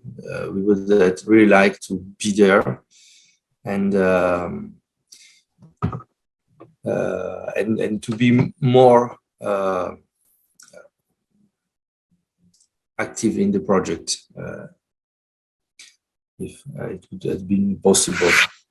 Thank you for this wish, and we will do all our best to be very active next projects, and we hope we got the perfect partners from your side, and the next project could be focused on the future of research potential of our higher educational institutions. Thank you again, and Our partners are very happy from Tbilisi State University to observe what you have presented there in Clermont, and we suggest that this collaboration will lead to the new projects, maybe on institutional levels or even with consortia in the sense of consortia. Thank you, Andres, and all the best power to the management of your group. Thank you. Thank you.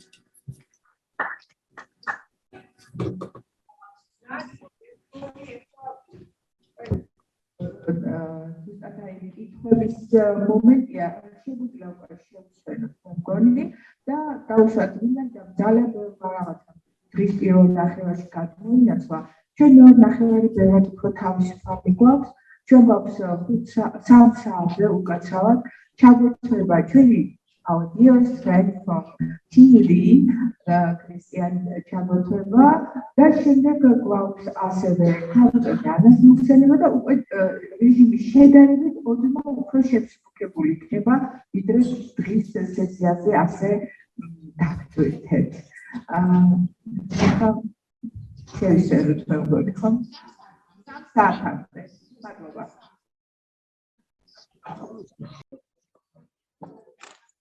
Hello, we can now start the session. So we have to discuss the achievements of the project from the glances of Georgian consortium members. But before that, we have most important partner representatives, and greetings to Christian and Katya. All the best wishes to you, and we are waiting for a very interesting presentation from Christian's side. Christian and Katya represent European Project Center from Technical University Dresden. You could share the screen, and we are waiting for your presentation. Okay. Thank you. Welcome, everybody. After that, we could continue with Anna's presentation, she will share the information and the comprehensive analysis about the achievements that the HEART project had on the basis of our entire partnership. Thank you. Okay, can you hear me?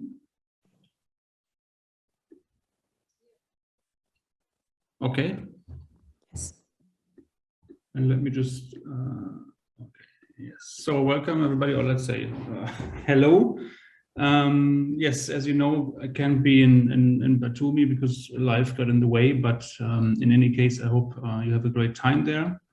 And of course, I was happy to participate at least virtually, same as Katja, and to give a short presentation. Some things, some parts of the presentation might be familiar for most of you, but of course, since this is the last final conference, we also wanted to go back, where we came from and who we are, and what's in the future, which is then the second part of the presentation. Yes, so the European Project Center. So what are we? Basically, we are an office which is turning ideas into successful projects. So we offer consultancy and support for European funded projects. And the office has been around for 17 years now, actually. It was founded in 2005. And what's unique about us is that we are 100% third-party funded. So there's no money from a university that's going into our staff costs. It all comes from the projects. At the moment, we have 45 members of staff. It's around about 38 full-time equivalents. So some of my staff is, of course, working part-time, as everywhere. But in any way, it's a broad range from managers and assistants, also controlling PR, and also a legal counsel. Yes, and as you can see, we're not only dealing with Horizon and Erasmus, there's also other instruments here that are of interest for us, for example, Interact, which you can see here. The major challenge for scientists in universities or elsewhere is that you deal with large funding periods that have different priorities. You have a broad range of different funding instruments, and that brings also the burden of different administrative authorities. Sometimes it's in Brussels, sometimes it's regional, sometimes it's national. So you never know, what the specialty might be. And the different regulations sometimes are, a burden for scientists and might not be very attractive to them. Well, the European Union offers basically, as for universities, at least 3 important funding pillars, which is, of course, the research and innovation funding. That's its horizon, more or less. And you have the structural funds and regional development. That's inside the EU, of course. And you have the promotion of education and cooperation. And this is where Erasmus, of course, is situated. And yes, as I said, we are offering consultancy and support. And the idea is to be a one-stop shop. That means if you have a project idea, you come to us, and then we will guide you through the whole process of the project phases. So from the writing of the proposal, implementation, but also writing the final report, and even be there for audits that might occur years after the projects have finished. And that's also something that is appreciated a lot by our scientists, because it's a full service that is offered, and it's not like they have to go from A to B to C to D. They just come to us, and we deal with the majority of the aspects. Maybe some details. We of course have an incentive system, which is part of our support during the proposal writing process. Incentive means we give some money for example, travel, conferences, sometimes translation costs, but most importantly, staff costs, to give people the time to write a competitive application in the program that is of interest.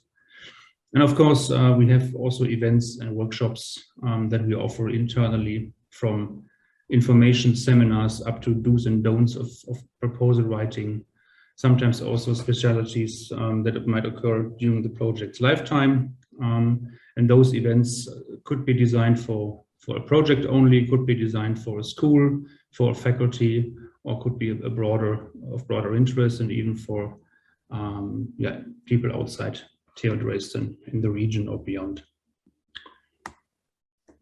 Okay, yes. What do we do? What's our strategic positioning, if you want so? We do actually lobby in relevant networks. We haven't done that in the beginning because we saw ourselves only as a service provider for our internal scientists. But over time, we realized that we can have an impact and an influence on decision makers. So we started that. Then, of course, we have our own projects, which means we're not the service provider for our scientists, but this project is done by ourselves. Some of them are listed here, but you can see the HERD project is also a part of that canon. And of course, this can only be in the field of capacity building and project management, training for research managers, and also sometimes stuff like community engagement of universities. It depends what we could do. This is, of course, never like a scientific approach, because we are still located in the administration and don't have a scientific task or something. And this is important for us because it makes us more visible in Europe and beyond. HERD is one of the outcomes because we have been visible, so we got in touch with you, and we're very happy to join the consortium. Yeah, sometimes we are consulted by external institutions to do the project management for their projects. That happens frequently. It's not a priority for us, but obviously this is also the visibility issue that some people come to us with the approach to take over the project management. And on the internal level at the university itself, we are of course addressing relevant topics and developments on the political and, let's say, more global subject level. And so we have a close communication with our bosses, which in this case are 2 people in the rector's board, to find a common position or just to let them know what we are doing. And last but not least, we also do training for our PhDs and postdocs as part of the Graduate Academy seminar program, sometimes also independent of that. But over the years, we have tried to work closely together with them. And I think you also saw an online seminar with them. Just some key figures for the Horizon 2020, which has finished more or less a year ago, but still some projects running. We were in the top 5 of the German universities. And for the ERC grants in the same period, we even held the second position as for the number of projects in Germany, which was quite a big success for us. And back in history, we have been in the top 27 already. Before that, it was also something like this, but not as high. And we are the most active German, or we were the most active Germany in the old Tempest program between 2002 and 2012. Yes, and some other things. Actually, just make thing that we get frequent invitations for panel discussions and workshops, especially for Horizon and Erasmus Plus national events. So, what was our role in the herd management unit? We, of course, our task was first to share experiences, but also to train our Georgian partners to just give them the capacity to develop something independently on their own for the future that might be helpful. So we did a workshop in Tbilisi, which is, I think, more than 2 years ago. It was before COVID. COVID started, actually. I remember that. To come from the very basis to what's going to happen next. So we did this research and development seasonal school in Tbilisi in February 2020, and that was followed by a virtual on-site visit at TU Dresden in September, October 21. That wasn't actually planned. It was born out of the, let's say, frustration that the on-site visit wasn't couldn't be realized due to the COVID situation in time. It was initially planned for May 20, I think, and so we said, okay, let's have a virtual on-site thing in September, October 21, just to overcome the situation that the project is not going forward.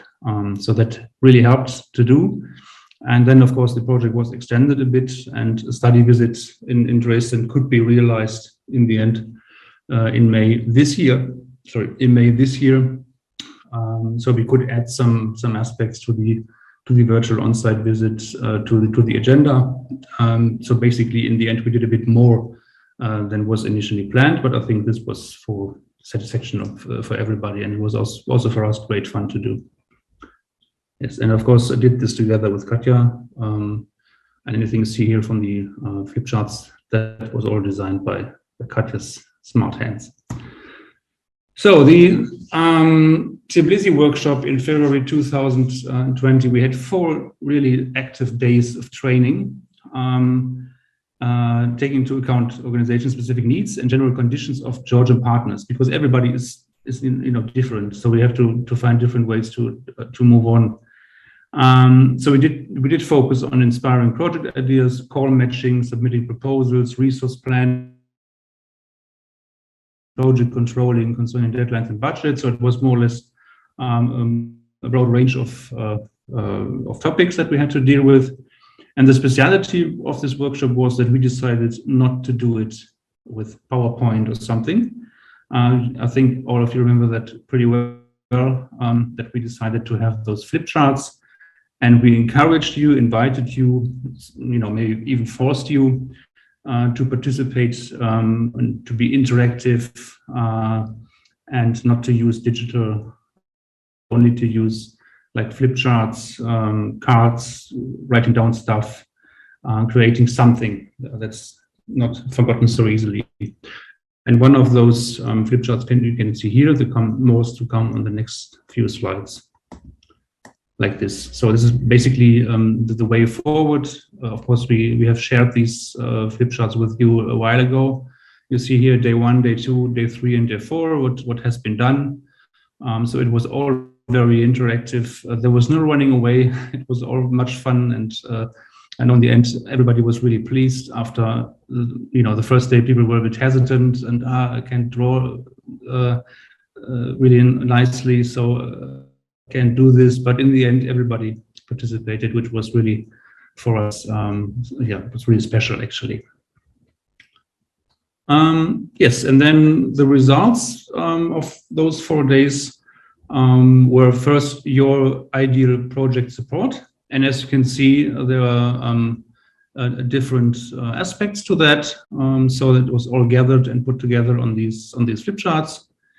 And also very importantly, the next steps. This is the universities had to find solutions for their very own situation, because as I said, everybody is different, every university is different. So of course you have a different level to start from and also different obstacles to overcome. It could be the size of the university, it could be the composition of the faculties, it could be the composition of the staff at hand, things like this. So it was all a very individual approach here. So yeah, in the end, everybody had this final flip chart, and we have also seen this flip chart in one of the offices or in one of the other offices in the university, which is really nice. And that was basically the final outcome of this workshop. And then, of course, we said, okay, this is not enough. We couldn't stop here, so we said we have to go a step further. So just come to Dresden and take a look how we deal with things at TU Dresden in reality. It's not like we show you and explain. You just come to us. So we couldn't do this first because, of course, COVID, as I mentioned. So we did a virtual seminar round over a couple of days. So, and we invited different colleagues to show you how they work. For example, the research promotion unit, which deals with non-EU projects because they work differently from us. The research information unit, our graduate academy, the service center for research data. So this was all something that is, of course, of importance for us because we work closely together with them for the benefit of the researchers. And then we said, okay, there's more to it. You wanted to come to Dresden. We're very happy to have you here. Finally, with a delay of 2 years, actually, unbelievable. You brought a lot of wine. Thank you again for this. And we had a lot of talks and discussions, basically. But also there was some additional presentations by our Research Alliance Dresden concept, which is, for everybody who is not aware of that, in Dresden, all universities, applied universities, museums, research institutes, non-university research institutes, and so forth, they built this Dresden Concept Alliance and work together closely on research topics, but they also share professors, for example, professorships, and of course, PhD students, and so forth. And there are over 30 institutions in this alliance. This was really appreciated a lot by you. When you were here, Professor Rödel was giving the presentation, who is actually the boss of Dresden Concept, but he used to be the vice rector of TU Dresden before. You heard an international office presentation because unlike many other universities in Germany, our internal office is only dealing with the student exchange things in Erasmus, and we do the project. So this is a bit different, but of course they have many more tasks.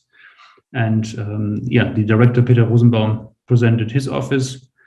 Then we had a guided tour in our library, state library, university library, which was also appreciated a lot by you. And then we had plenty of sessions about the Georgian Research Portal, project activities, remaining activities, and future project ideas, which is also something that will be of interest for us in the upcoming month. Yeah, this was a photo. It was in May. I remember it was a really nice day when we took the photo. In the back, this is the building where the European Project Center is located. In front are mostly nice European people, nice Georgian people, sorry. And of course, it wasn't as hot as today, but it was really a nice day and fun to have you here, actually, of course. And as you can see, we have also done something on the flip charts here in Dresden. So what's coming next? What experiences and what have you learned.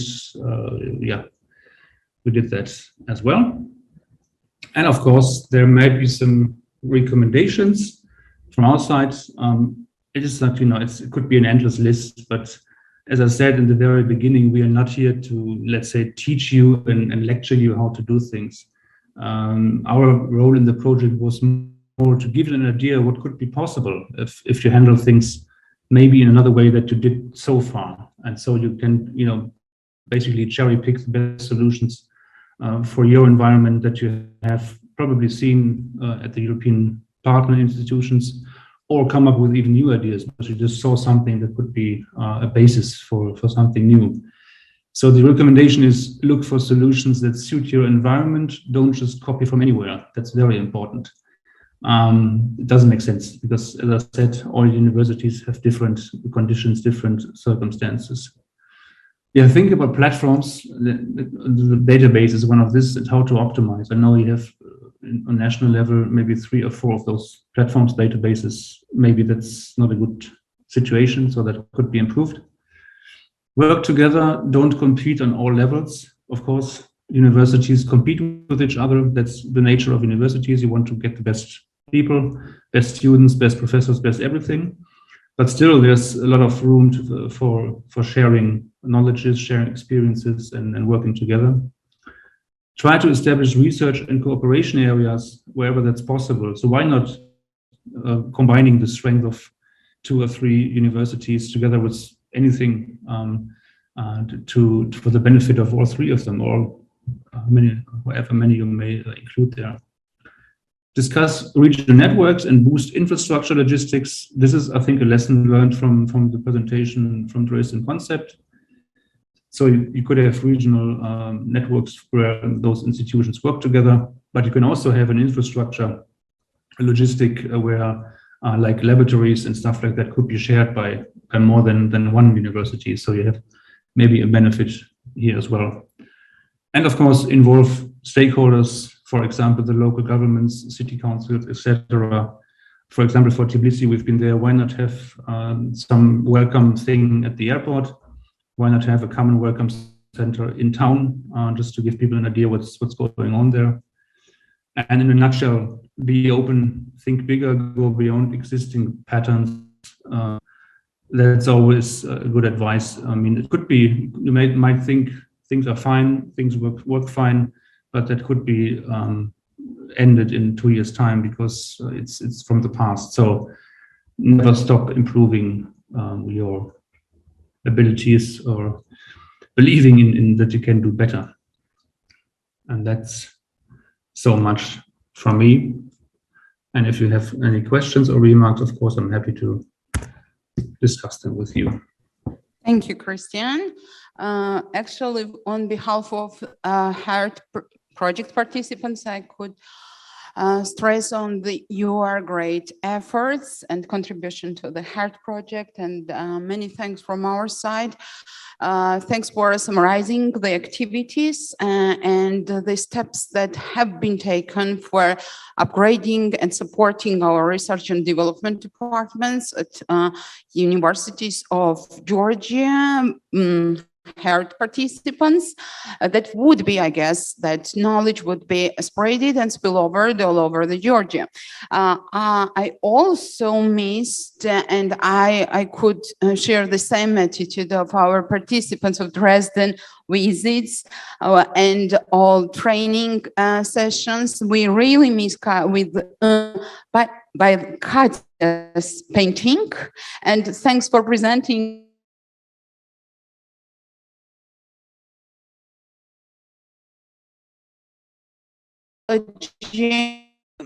provided for us huge efforts, and we could on our Capstone Conference stress on that very actively.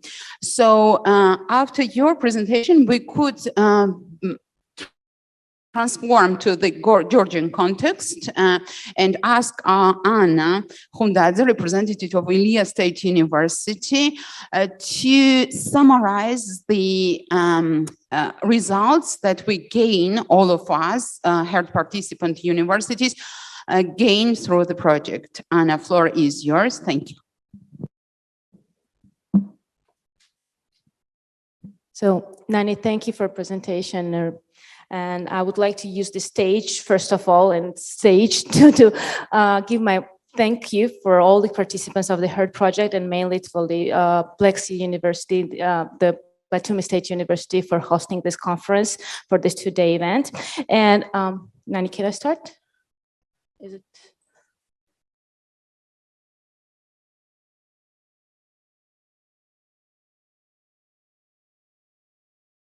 Achieve the goals that we have set up at the initial stage and finalized till now. So achieving of the projects from the glass of Georgian consortium members, it is consolidated presentation based on the ideas and the challenges and the efforts that all the universities we have faced and challenged ourselves. So yeah.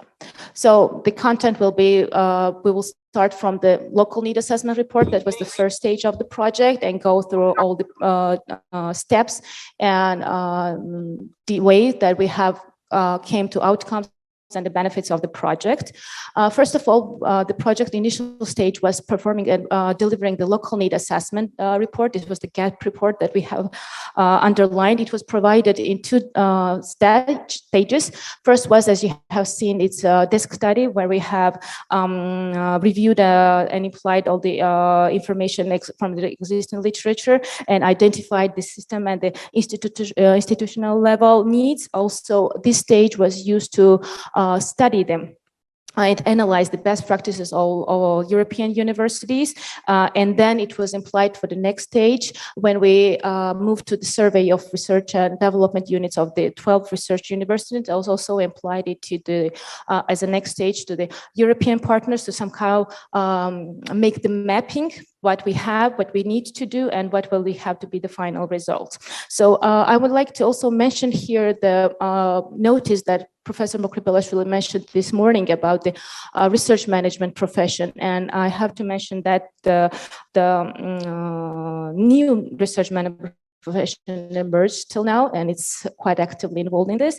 And along with these professional organizations that's required for this space and means of communication and the guidelines, and implies a new allocation of tasks and responsibilities among the individual researchers, departments, and institutions. So here within this local need assessment, the main findings of the universities that we have surveyed was optimizing the scarce human and material resources that the Georgian University have. So, and in order to create the effective inter-organizational linkages and important tasks to increase the productivity. And in order to accomplish this task, it required a strong capacity for research coordination and management across the universities. So within this report, we identified 3 priority issues, as you can see it from here, and we granted in 5 positions, and we made the sub-themes for these topics. So the first one, and also I have to mention this, these 5 topics also were used to some kind of make the linkages between the best practices with the university, with European universities. So the first one was diversify the forms of academic cooperation within and across the higher education institutions. The sub-theme was to contribute to the creation of clusters that was emphasized by the Georgian 12 universities. This facilitate the interdisciplinary research and internalization.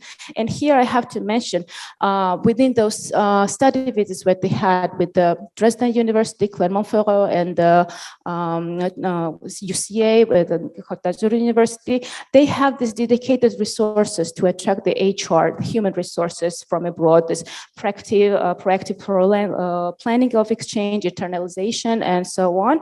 Also, they have somehow to mention the English language supports and all the other supports that requires to contribution of the creation of the clustering and supporting internalization. The next priority was strengthen the links of external partners, supports research and knowledge transfer. Here we identified with our European partners some they have, and they are providing the multiple units devoted to provide services in several main directions that includes legal support, contractual issues, early tracking, technical support of ongoing project and awareness raising that was mentioned by the Christian before me. So the next priority, third one, is contributing to setting national institutional research priorities. Again, we have to agree with that. This is quite private thing for the country to agree. So the prioritizing we were always asking them and some kind of researching what kind of processes they have undergone within their country and within the region for this priority. The fourth priority, improving human resource management in research. This was helping research to develop research management skills, strengthening functional linkages with administrative staff. So as a good practice from the European partners, we identified it that they provide incentive system fostering the initial research ideas and context-dependent settings of the distribution of the workload and so on. And this was quite informative for us and in order to implement those ideas and those incentives within our university. And the main one, what I want to highlight and point out was the introduction of result-based management system and shared information portal. It's development of information system with common procedure of gathering the data. So here we have to highlight and some kind of underline the project's final results, as it was mentioned by Professor Vokribelashvili. So this was a portal, and this from the European part that we have gained as a best practice that they have these agreements between the universities and the state and with the universities and the schools, and it was quite diversified. But we can highlight here that introduction of result-based management system does have the results within the project that we have implemented now. So what road did we take for achieving the goals? I'm not sure that I have to cover them all because Professor Vokribelashvili quite impressively finalized all the details and the steps that we had. I will just make it briefly, like it was started from software development. After it, the local need assessment, of course, that we gained, what the priorities do we have? And what I wanted to mention is that this local need assessment that we provided was the main goal of this process was to simplify the process, was describing the best practices of Europe and to predefine list issues that which should be considered to be the most interesting for the Georgian participant and to be achieved as a goal and to be finalized in the portal that we have implemented. So finalizing the herd configured system, it's also provided by TCU, distribution system to the universities. As Professor Vokribelashvili mentioned, this was distribution between all the Georgian universities, and the final 13 ones was the general consolidated data that was GREECE, as we call it. It's Georgian Research Portal. It's unified and consolidated data within all the universities. So while achieving these goals, we had several challenges, and we can summarize them and classify them and redistribute them in several levels. It's institutional level, it's system level, and a state level, probably. And on institutional level, all the 12 universities have highlighted that there are some poor response from the researchers and low incentives for integration of the data. Scale of profile of the universities was also the institutional level challenge that we had. Computer literacy, I have to admit it, that it was quite challenging for all the universities. On the system level, there was mostly it was covered by the Simon, the representative of Vitatum, but I will have some topics about that. It was translation to Georgian because of lack of the language and the words that we have to use and translate from English to Georgian, and we had quite challenging time for translating the portal into Georgian. I have to ask all the confirm my words that we have. It's challenging time. It's specific system requirements for Georgian users. Mostly Simon have mentioned all the systemic level prop challenges that we had, how they had to deal with, and Professor Professor Okrobelashvili also mentioned 107, over 107 mails that were sent to the Vidatum portal and individually and some kind of in collaborations. And the state level, it was, as also mentioned in the previous presentations, it's existence of several systems. And as mentioned above, we are planning, we have discussed it with the TU Dresden while being at the Dresden University that we are initiated to apply for the additional project for synchronizing and harmonizing all the 4 projects together.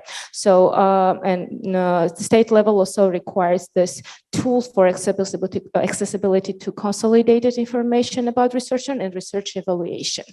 So it is important to note for me that these challenges are largely interrelated, and often while addressing them, most of them, while addressing one of them, reflected positively and changed on the different levels. So what is interesting, there are some good practices that were presented during implementation of this project. So most of the universities, mostly every of the universities, we started with introducing the Vidatum MSG. We have it individual step by step to summarize what is the research management software tool. It's used to some kind of as an open science connection to international research databases, social works. As you know, it has quite comprehensive connections with the databases. It's consolidation of unification of information and introduction of technologies in research management. That is first time in Georgian reality that we had to deal with, and the first type I think was quite successful. So as a good practice, I can within the 12 universities I can highlight there was a set up the support teams within the universities. They were offering the academic research staff, the PhDs also, who were quietly actively involved and participating in the portal. There were some of the universities are offering individual support to fill out the form because we know the researchers are quite busy, and from the researcher management perspective they are, so asking them to provide in 3 different platforms that I mentioned before, it's quite they're busy for that, so we have to admit, so individual support, yeah, challenging, okay. So providing them this support is quite helpful and worked quite well within other universities that we know. And some of the universities are using this data analysis that are performed within the universities in order to provide the evaluation of the researchers and academics. So this is a quite comprehensive data that they elaborate.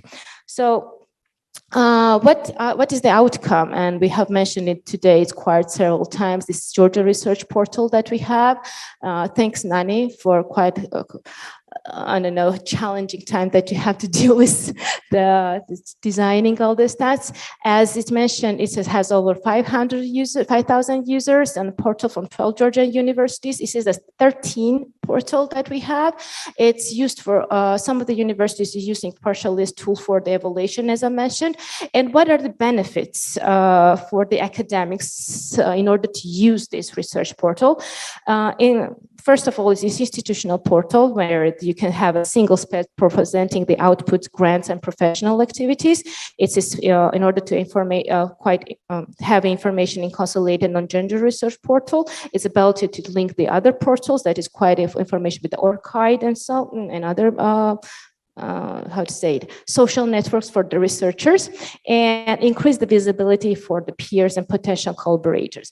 But I want to mention also the benefits for overall benefits that they have for institutions and for state also. This is the sum of the topics that 12 universities have emphasized, including the research data as a first internal software collecting and analyzing data, and listed benefits are consolidated and point out as a generally positive attitude of the universities and these are which is important for universities that are used for the national authorization and education program accreditation process. Mostly it was quite connected to this process. So as a conclusion, when I started about the research, this gap analysis that we have, to go back to the report, there was several main questions addressed in the report with some cows, and they were following that. What are the main contextual and organization challenge of research and development units that was needed for the Georgian researcher universities? What are the main areas of capacity buildings? What are the good practices of European partner university, and how can we broader capacity building objectives and be broken down into specific tasks? So what I wanted to say, together with all the 12 universities and with participation of European partners and with their dedication of efforts, the importance of synchronizing and consolidating higher education efforts in 3 main directions were addressed. And we by those directions, we can say that project was successful, and the goals, main ideas of the gap report and gap analysis was addressed. This includes creating adapted networks for formal and informal units involved in research, for the external holders, for the internals, and for communication with academia. The second is strengthening support process to the university-based research, and this was need-based capacity building program for researchers. And the third one was building a strong information base that I'm quite proud of, that we have managed to finalize and get the final product from. Is building a strong information base on research performance and resources. And this is the Greece portal that we have, and mostly from the 5 priorities that I've mentioned above, 3 of them were covered fully.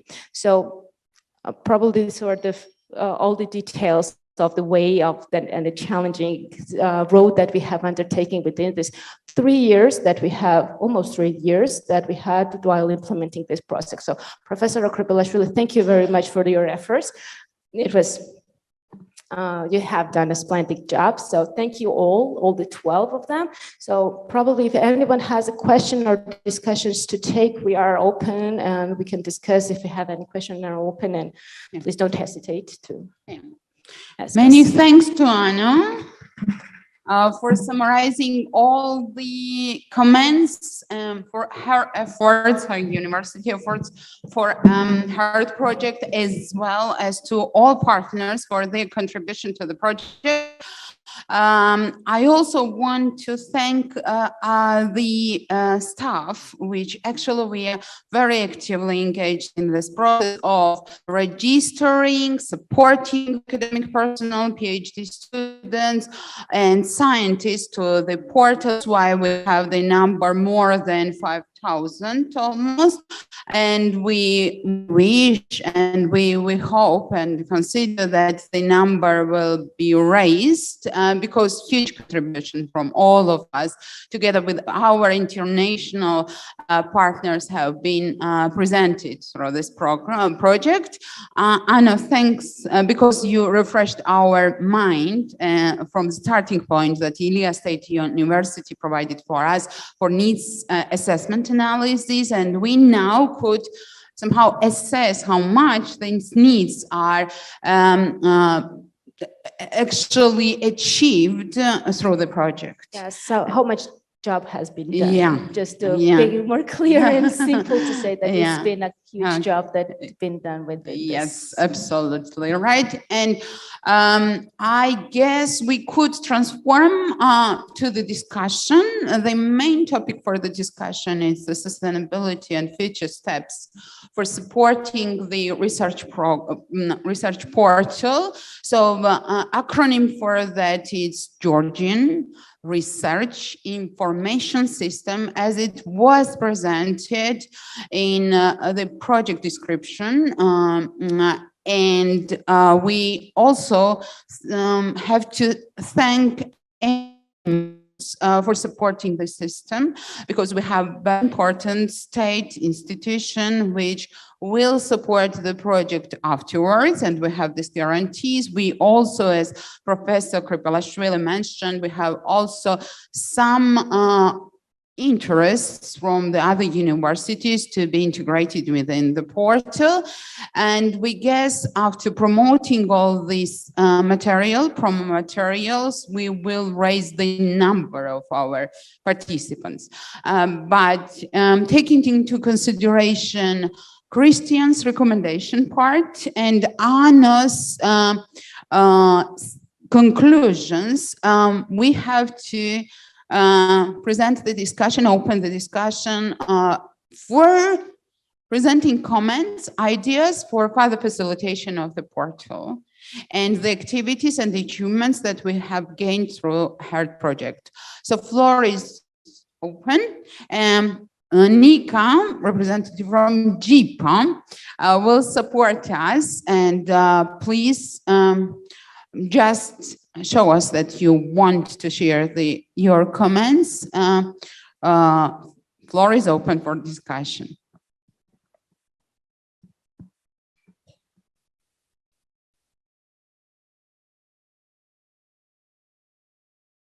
Oh, maybe we can talk, you know. What I see the future for this portal, but we need a strong support, not only from the academia or just from our side, but we need strong support from public institutions. And I already mentioned, and thank you for remembering that two of public institutions, the one private and one public, they applied with the idea to join this program, to join this system, but we need more information, more awareness among the population, I mean the scientific population, to ensure them that it's a place where they are welcome and it will be served for the benefits of the future. And it can give what representative of ministry, Mr. Sadeh Marashvili, mentioned, that it's not a problem to renew this information every time you need and present the part of the information, not whole information concerning yourself. You can hide some issues from your life, from your activities with that can match with the new goals of new demands of coming from society or coming from the research milieu or from outsiders. So I think we can discuss. I have told my opinion, but it's very important that the regional universities were involved. We're now in Batumi, but very good job is done in Tel Aviv, very good job done in Kutaisi. And these people deserves our applause, I think. Thank you for being with us with the scarcity, with the small resources, and being in front of every initiative. And we will come in Kutaisi as well. We will come without this project as well. So I know that we are always welcome. And thank you for everyone who contributed. It's very important that we have a medical institute, medical university, Tbilisi State Medical University with us. And quite different, the conservatoire. It's absolutely amazing having this type of absolutely different university. By the way, it's even older than Tbilisi State University. It's 1 year difference in establishing our university. So this is very important. It was the very important flaw for us. Georgian Technical University was very active. IPSO, they give us a good translation. Of course, we have updated a lot of TEA. Don't think that it's our mutual work. It represents our mutual work. And thank you. Caucasus University. I already told that it's an independent body from the state regulations, and they have more flexibility, and they supported a lot, like JIPA and David Ildiani University with ideas. They just supported us. Have I missed someone? No, I think. Actually, it will be Ani here. I told. So actually, Tbilisi State Medical Universities here, technical universities there, conservatoires here, Caucasus universities, Tel Aviv. I told original Israel, yes, they are here, and I'm very thankful for every person who was involved in this. The EKE, I mean, the EMIS and they were just presented on every hour meeting. They were presented on every hour meeting. I have a lot of Zoom meetings on my recorded on my computer. I hope it's not stolen. It's still there because it's a history of HERD starting from 2020. And I think we will come back with the ideas and maybe we'll prepare specific jokes, what we were speaking about in the very beginning and where we now, it's a big difference. I remember our eyes just widely open and with tears because we have no idea what to do during the pandemics, what to do during these shortages and et cetera, et cetera. But thank you for this wonderful team. I also want to somehow facilitate all of you for presenting the comments for further continuation of the project and somehow also facilitate the process of looking forward for additional accounts from the universities and accounts from the researchers.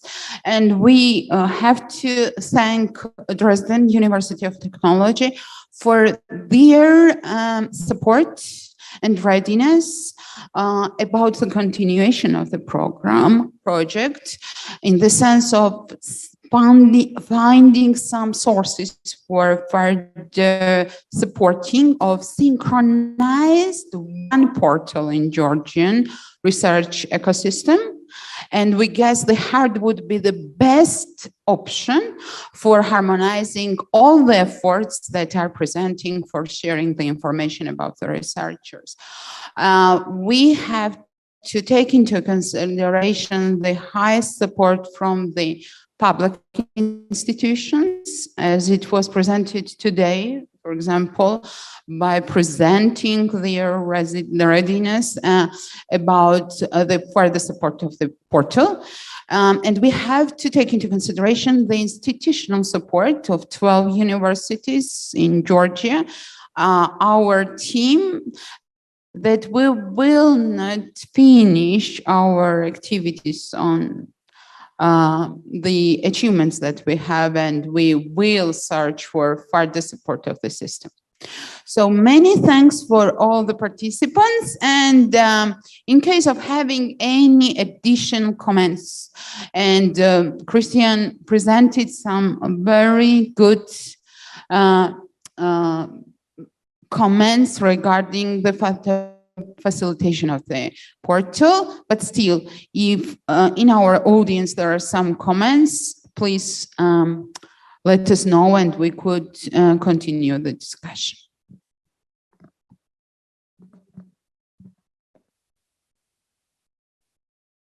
Maybe during tomorrow, when we will have this possibility for discussing in very specific detail, so searching for the possibilities or for the research performance support, we could continue discussion and talking about the further facilitation of the portal.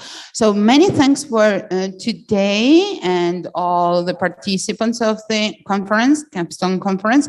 We have to ask you to have one picture together, group photo. And many thanks for our supporting institutions. Nuevo supports this video and conference photo sessions. And we will also have to stress that for tomorrow, we will start at 10 o'clock, as it 11 o'clock, sorry. And not 10, 11 o'clock, please. And it will let you to have some rest during the morning.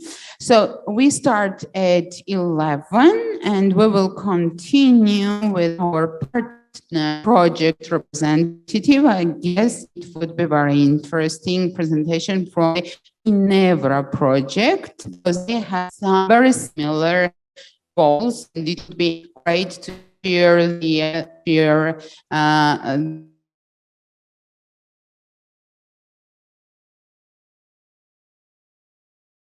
and continue the scheduling in the same setting. There is some miss timing on the schedule, but still, please miss it. Yeah. No, the thing is that tomorrow we are having the other project and presentation. This is the same project, a similar project to WARD that was funded on the same year. That was the project HERT funding. So we asked them to participate and share information about how successful their project was and what the ideas and what the results they have gained in order to compare what challenges do they have and what outcome benefit they get, as how we set up the new cooperation opportunities with that. Armenia and Moldova. So probably we can discuss with them about the options of considering. We already have one option with them. We have now new project sent with them with the TCU also, but probably in continuation of the project we can discuss that. So I would make the suggestions. Maybe we could start at 11 and then continue with the Moldovan the sharing of Minerva project and going back to discussion and finalize the conference if agreed. Would be acceptable. Okay. Thank you very much then. And the photo, group photo. And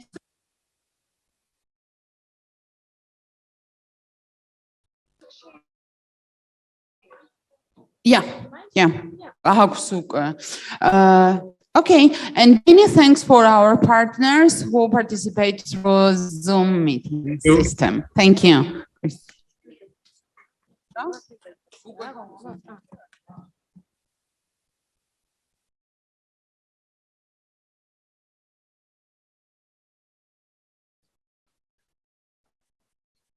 მეგობრებო, დარბაზში ავიღებთ ფოტოს, გასვლა არ არის საჭირო.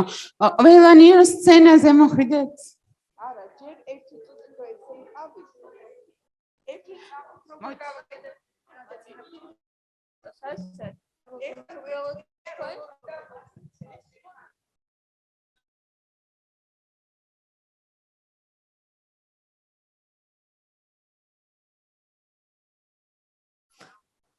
აჰა. და ერთი მთლიანი საერთო ფოტო დარბაზთან. ერთი წამი უნდა იკითხოთ კომპიუტერ. მე ისევ, მე გამახსენე. ერთი წამი. ცოტა ახლოს რო შემოვიწიოთ თუ შეგიძლიათ. ეს ხაგიდე? კი ბატონო.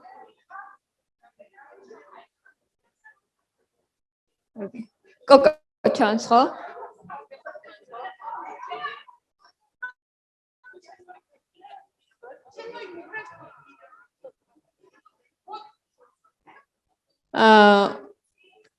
უკიდურეს გვერდებში ვინც გახართ ძალიან გთხოვთ რომ შემოიწიოთ ცოტა შუისკენ. მადლობა.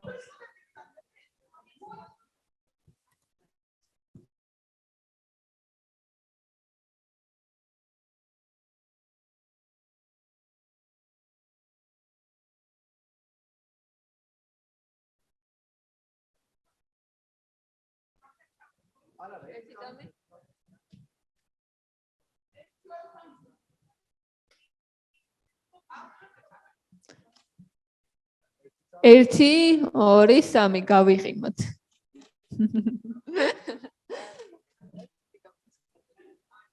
ძალიან მაგარია, მადლობა. არ დავიშალოთ, ერთი ფოტო კიდე გვინდა.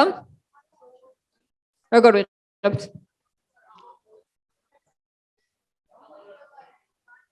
ყველა ძალიან გთხოვთ, ყველანი ამობრძანდეთ სცენაზე. კი, სკამებს გავწევთ. სცენაზე მოგიხმობთ ყველას აბსოლუტურად. სკამები გავწევთ.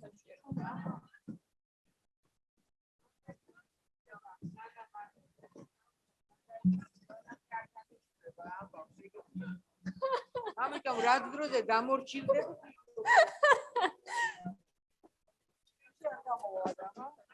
მადლობა.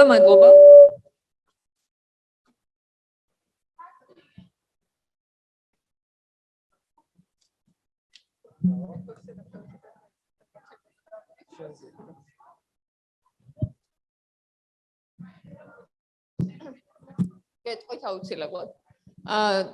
ვეცადოთ ყველანი რომ შუისკენ შევიკრიბოთ ესე წრიულად. როგორ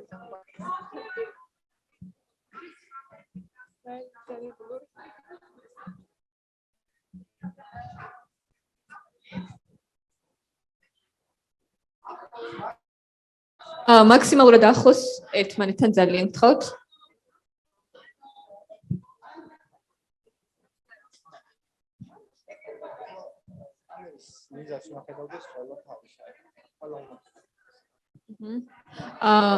აქეთ მხარეს ოდნავ რო გავფართოვდეთ თუ შეიძლება.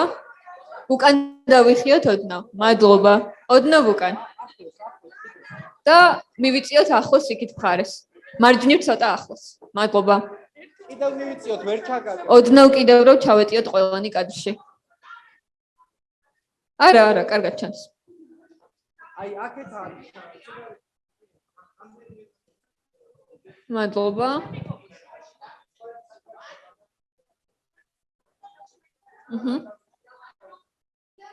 აქეთ მხარეს რომ გადმოხვიდეთ თუ შეგიძლიათ.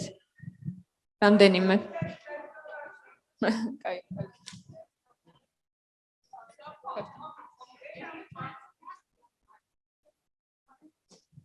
ყველას ფიზიკურად ვერ ჩავატევთ მაინც არა უშავს. კამერას ყველა ხედავს? კამერას ყველა ხედავს? ერთი